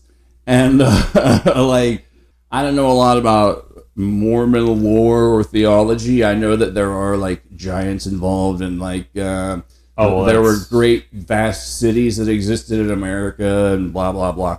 Hey, guys. No offense to any Mormons. Or, I'm sorry, Latter-day Saints. As I don't know if you called. guys are listening in on any reservations or independent nations inside the U.S., but those Mormons, Latter-day Saints, they all think you came from a race of giants and that you guys are the sin of man or something. Yeah, there's some weird shit about the mark of Cain or the mark Ham. There's some guy named Ham in the Bible. John Ham. Yeah, he was a sales associate. I don't know. There's weird fucking racist shit in the because look when it was invented. Let's stare into a hat with gold plates. Yeah, it's a whole makeshift theology. What people don't really pay attention to also is that fucking Joseph Smith was a practicing magician. Before he did all that staring into hat shit, one of the big pastimes of practicing ritual magicians in those days was treasure hunting.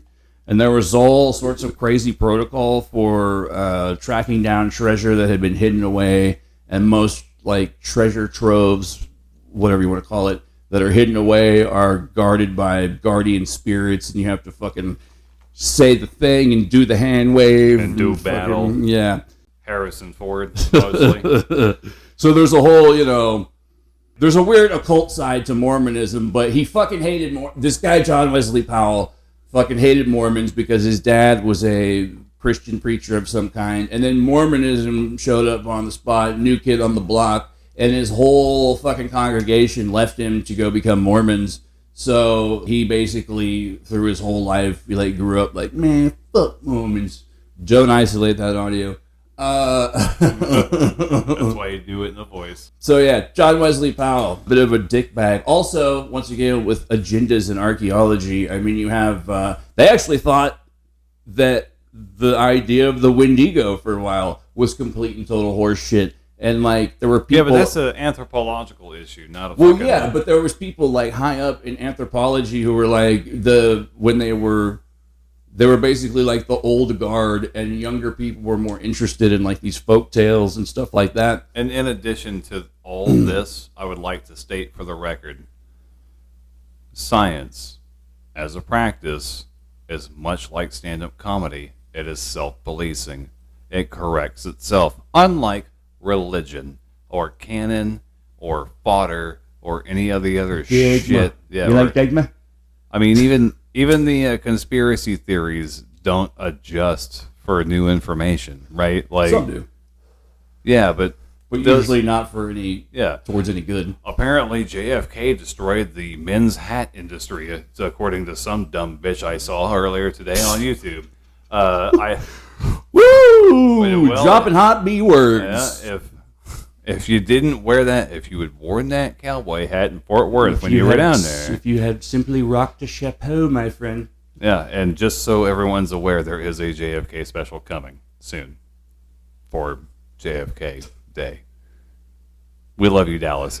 But no, it's science, man. It's supposed to be self-policing, right? You find an error, you correct it, and you have to go back and look. They even, astronomers and astrophysicists have already started looking at the newest data they collected from the newest satellites launched. And now they're saying that the universe may be twice as old as we thought because We're still learning. Even a predominantly bullshit field like astrology does have some, concepts and ideas and merits to it, which are, food for thought. But it's like, the Dan Brown principle, dude. They take because 10% of what's real. Because everyone wants the story. It's why conspiracy theories are so popular, because it suddenly plunges you into a world of shadows and intrigue, and only when people as super smart as you and special as you... Dude, okay, I didn't want to bring this up, but in my studying and research for this particular episode, I stumbled across a book called Blood Drinking, Cannibalism, and High Adept Satanism.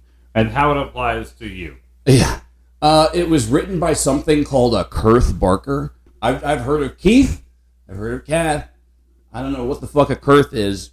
But apparently one of the funniest men to ever touch the internet personally, by the name of Sean Baby, who you may remember from crack.com. He was one of the more funny writers on that. He actually did a whole article on what's basically the bastard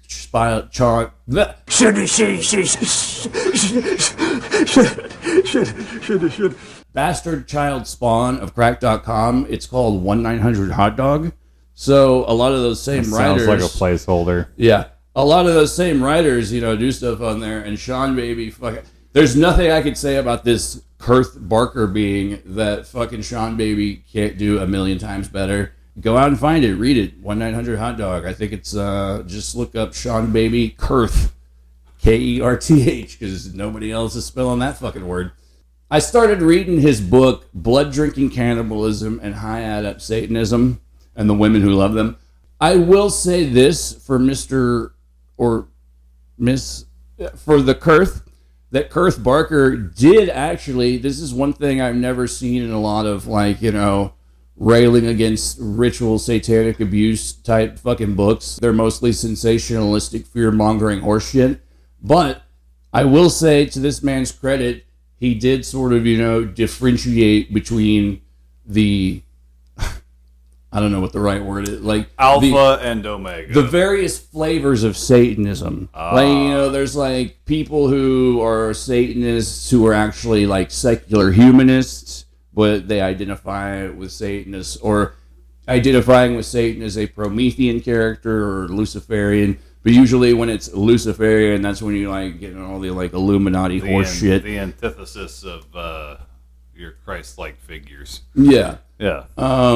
Something like a rebel or an outcast, etc., and being outside of, civilization's normative pathways, etc. I think the late, great supervillain David Bowie, I've heard pronounced David Bowie by a young lady who didn't know who the fuck he was. Oh, look, it's David Bowie. I'm like, oh, you poor girl. You know what's fucked up is that... when you really get down into the nitty-gritty of history, a lot of people that you really, really like, turns out they're bastards. Most of them have done some pretty fucking heinous, horrible shit. I was thinking about that today. T.R. Theodore Roosevelt. T.R. actually had a great policy on busting up the fucking robber barons. And but his foreign policy, not so great. I mean, he was awarded something from the Japanese for brokering a peace treaty between the Russians and themselves. Yeah. And we actually this country had a good standing reputation with the Japanese for a short period of time. But he also was quite the bastard. TR? Yeah, at a national. The guy who said, carry a big stick and hit him first and ask questions later? Speak softly and carry a big stick. And I want extra bacon with that? And he also said, hey, can I get on the second floor of this Hotel Minger? I'm also stuck in this tub. No, wait, that was Taft. president. Yeah. He got on the second floor I hate Mondays. Garfield. President Garfield. Played by... John Candy.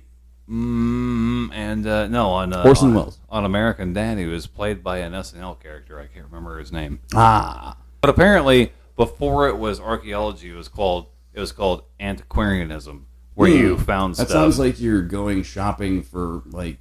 antiques. Antiquing. Yeah. Yeah. And there's actually a guy in the 1850s or 60s that set up shop somewhere in the UK, and he went looking for stuff and created, like, I guess what you would call a archaeological antique field. Mm-hmm. And he buried random shit in his property, like all over the place. Oh, like that fake treasure that doesn't exist that many people go missing and die looking for. And but see, Time Team Archaeology, you may remember Chris Robinson or Tony Robinson. I think it's Tony Robinson, the guy from Blackadder.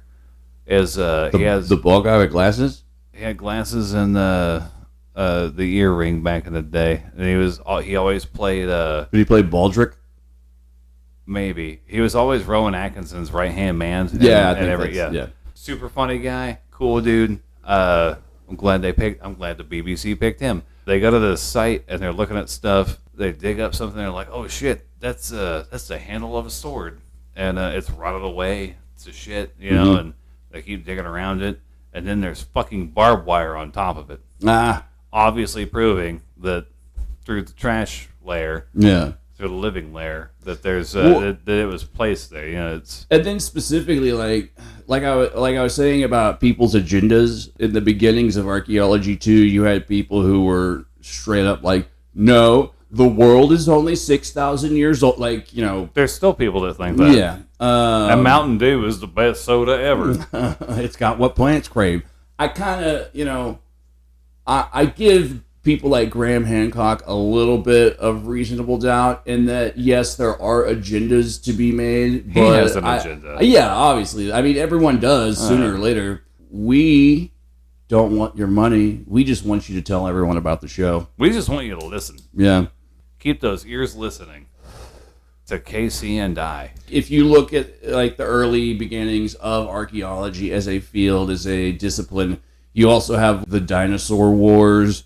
And then you've got random huckster assholes like the guy who buried the Cardiff giant, and fucking unscrupulous dickhead businessmen like P.T. Barnum, who, unfortunately, is one of the patron saints of the United States of America, but he's right about everything. So, I mean, his outlook is kind of shitty and, assumes the worst of everyone, but, sometimes it's true. Man, the evolution of man, especially at a point to where even on our worst suffering people in the 1700s, people are still doing better than that now, right? Yeah. Like, there's progress is incremental, but it is being made. And fucking people like Elon Musk, who's a Nazi, by the way. We don't know that. It's speculation. I'll go out on a limb and say he's a Nazi. Look, man, but according to the UN. people who want to build spaceships and leave the Earth, they're basically saying fuck you to everybody else. They're elitist. Yeah, because we're not going to get the fucking ticket to ride. And in the process, they're fucking things up more. And you know that there's a whole vast contingent of fucking billionaires and secret trillionaires and maybe even quadrillionaires. All the way up to maybe sextillionaires, and they're the fucked up crazy ones. They do have stuff weird Illuminati parties. They do stuff behind the curtain. Yeah. And in front of it. They rut for a nut behind the Pizza Hut. And to it, yeah. They No, they watch other people do it from a limo. I'll pay you $5 to drink this. What is it? You'll see. I think the only reason I really watched that Graham Hancock thing is because I am very fascinated by I believe it's called the Yanagumi Monument. I would like to know more about that. And then you have, I know Graham Hancock is only sort of insinuating himself into certain things, but like Göbekli Tepe and or that vast underground city that they found in Turkey, like things like that really interest me because they're mostly. Then, dude, you have to go investigate it yourself. Outside, I'm not saying you have to be there. You just have to look into it. Yeah. He introduced me to those things. I'll say that. We have a friend who name rhymes with. Was that even a word? Oh. I'll take that out. Thanks. And he was like, oh yeah, I was learning about this site, and it's like 10,000 years old. And I'm like, look, if you have enough people and enough motivation, right? you can move all kinds of stones. Yeah. No one is... It's like I say, you take away TV, movies, internet, social media, all the bullshit that fills our time, sports, 24-hour news. You have to keep fucking people occupied. I don't need Especially if you don't want a fucking slave revolt toppling your empire. All I'm saying is, I don't need a guy from another country or another planet coming to tell me how to stack rocks on top of each other. All right?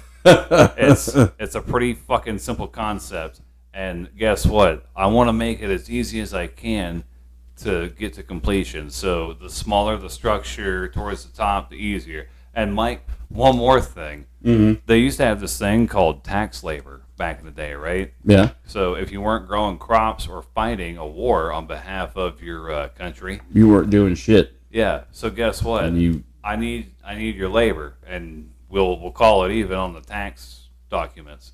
And so if you show me 20,000 men that are willing to do nothing but work for the government for free to pay off their IRS debt, and I will show you the next goddamn pyramid. All right? Like, show me 20,000 unemployed motherfuckers that are willing to do that and push shit and be physical labor. I don't get how people are still amazed also at all the like mathematical and geographical and astronomical equations and roots and formulae to which the pyramids adhere. Some of that's probably fudging the numbers on some of it, I'm sure. But once again, you don't have TV, movies, etc. to fucking occupy you. So of course you're gonna like look at the fucking sky and watch the stars. That was fucking You did it last night. Yeah. I did it this morning while I was waiting to clock in at work. I do it whenever I can, man. They make us work on Columbus Day at my job. Oh, those bastards. I know. So yeah, back to Wendigo. Have you ever heard of the Nahanni Valley in Canada? What about the Valley of Headless Men? You ever heard of that? No, it doesn't ring a bell. There's this apparently vast swath of the Great White Frozen North that for untold ages now, as far as people have been recording history in North America, there's this specific area smack dab in the middle of Canada that people just keep being found without their heads. Like every time they find people there, their heads are missing. That's fucking weird. Yeah, and obviously they're dead as well. Most of the time. That's even worse. No, but like a lot of people have been they traveled there specifically like during the mid to late 1800s because they would go gold panning because people once or twice came back alive and was like, there's gold in our heels. And they'd go, let out, driven by their punk ass hopes and greed. They'd go out looking for gold and then they'd never come back. So they'd send a contingent of mounted police or, trackers or private investigators like Pinkertons and shit like that. These guys would end up finding the bodies of people in these areas that are fucking just inexplicably decapitated. And their bodies are left, in their campsites. You mean they were beheaded? Yeah. Their caput was dictated. They even found one specific body or camp with two bodies. There was one headless body leaned up against a tree while there was another that was like reaching for the gun in front of it because some shit was obviously going down. It's almost like the bodies are left that way and the heads are nowhere to be found. And so it was originally called by the indigenous peoples the Nahanni Valley, but it earned the nickname of the Valley of Headless Men. And supposedly this shit still goes on. And there's it's sort of a side quest to things like Missing 411 because people think that there may be a tribe of like feral, completely, receded from society. Oh, dude.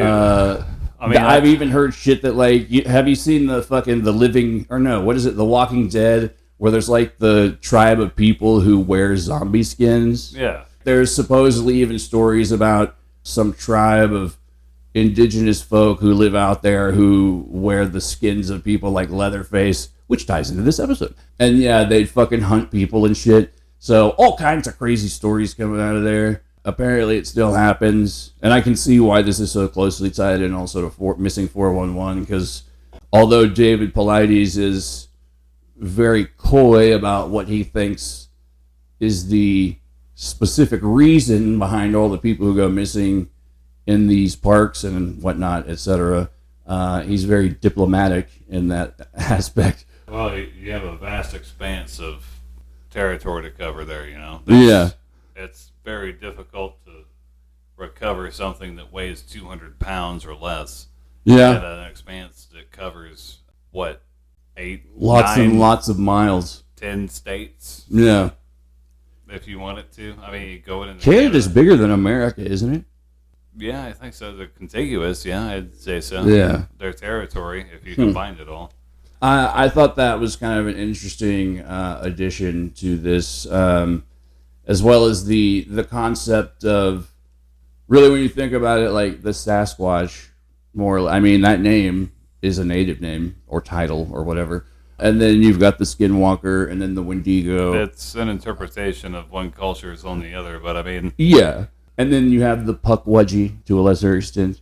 I also think That's a deep cut. I also think the more globalized we become as a species, the more you're going to get those references of monsters. Really though, I think what it is that these monster and horror stories and ghost stories and folk tales like this are a valuable insight into the psyche of the culture from which they sprang. Yeah. So there's that as well. Like we mentioned crack.com earlier, they had that infamous article, well, to us, I don't remember it quite as well, but something about when Democrats are in the White House, zombie movies are popular. I think we've actually referenced this once before, yeah. Yeah, when it's Republicans, it's vampires. Yeah.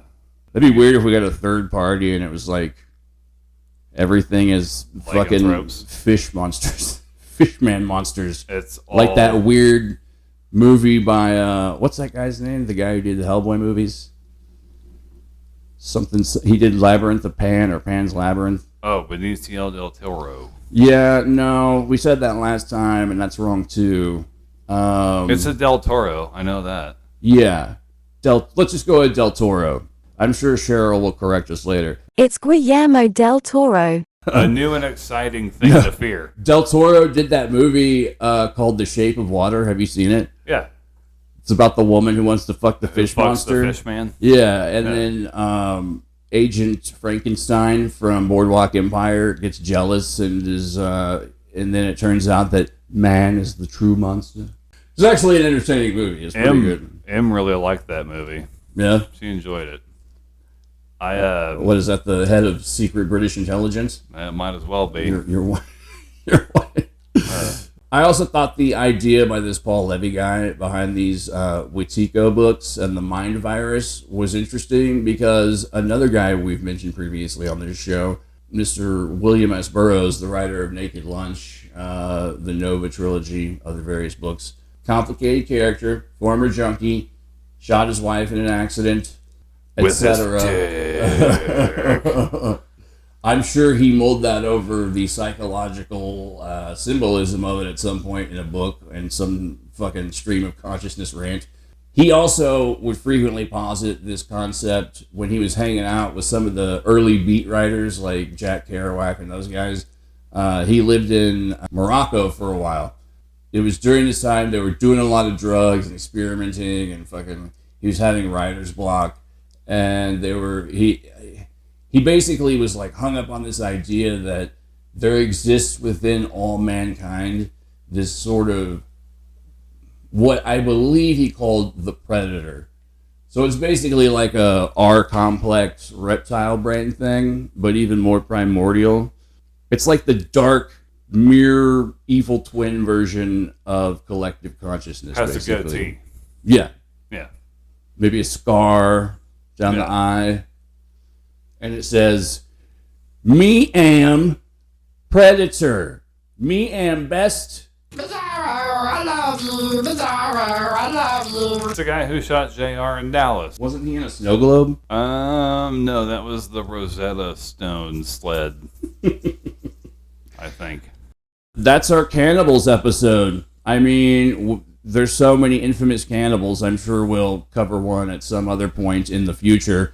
But as stated several times before, we're keeping it Halloweeny. Yeah. So, And like that one guy said at clinic that you attended that you don't like to talk about. Are you gonna eat that? I think that's what he said. Or maybe he might have said something like, I find the most attractive part of a woman the things that fall out of her. That sounds like something Peter Deers would say. Hey,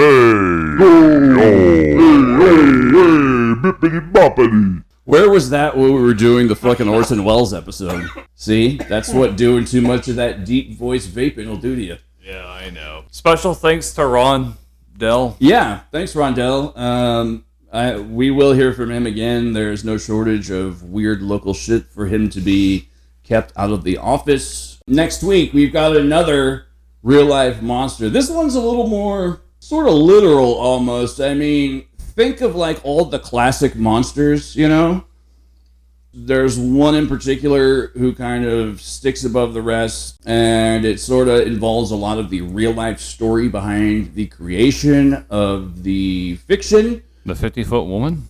Yeah, She just stick Yeah. above the rest. in your bra. Meanwhile, underneath the 50-foot woman's bra. We'll be back next week with another real-life monster. This one's going to be a little bit more educational, a little bit more scientific, if you will. Hopefully that's not too much of a hint. If you want to get a hold of us, email us, please. We'd like to hear from you at kookscranksandIconoclasts@gmail.com. Also like to thank the Coalition of the Thrilling. Like Yeah. to welcome Greece and India to the Hey! party. Hey. Hell yeah. What's up, y'all? We're on every continent that people live on. Shazam. Shazam! Shazam! Shazam! We'll get Antarctica one day. One day. That's the P music. Yeah, that was the Tea Party music. Yeah. Anywho's, Can you believe that's a thing that they did back then? I'm sure it's a thing that they still do. You're aware that there's a thing called OnlyFans, right?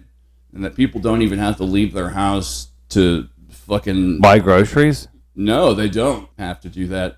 Nor do they have to leave the house to find, I don't know, specifically specialized pee-pee porn of sexy women wearing diapers. Then why ever get out of bed?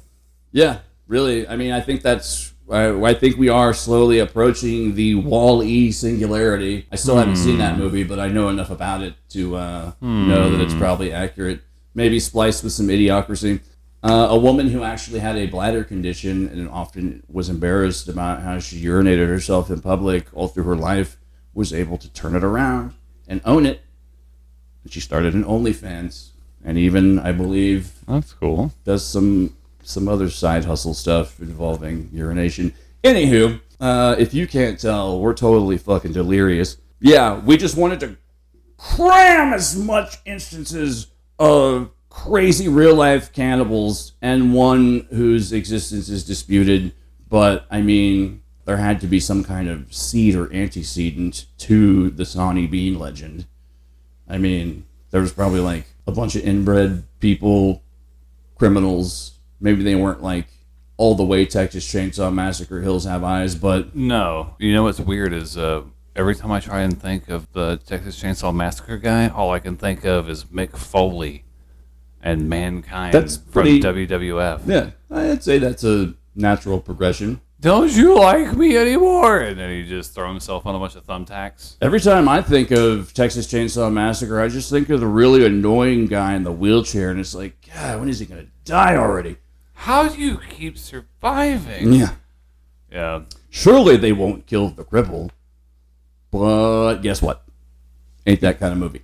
He's got wheels. He should be the fastest. He's got wheels, knows how to use them. Okay, obviously it's time to go. We have to stop. This is getting out of hand. Look at me now. I'm rolling on air. So, is there anything else we need to mention? We got the contacts, a little bit of a hinty poo for next week. No, I think that's it. Im is calling now to tell me to do stuff. It's time to wrap it up. Wrap it up, B. All right, this has been the Kooks, Cranks, and Iconoclast podcast. I'm Mike. I'm Matt. We love you. Thanks for tuning in, and we will see you guys next week. Bye.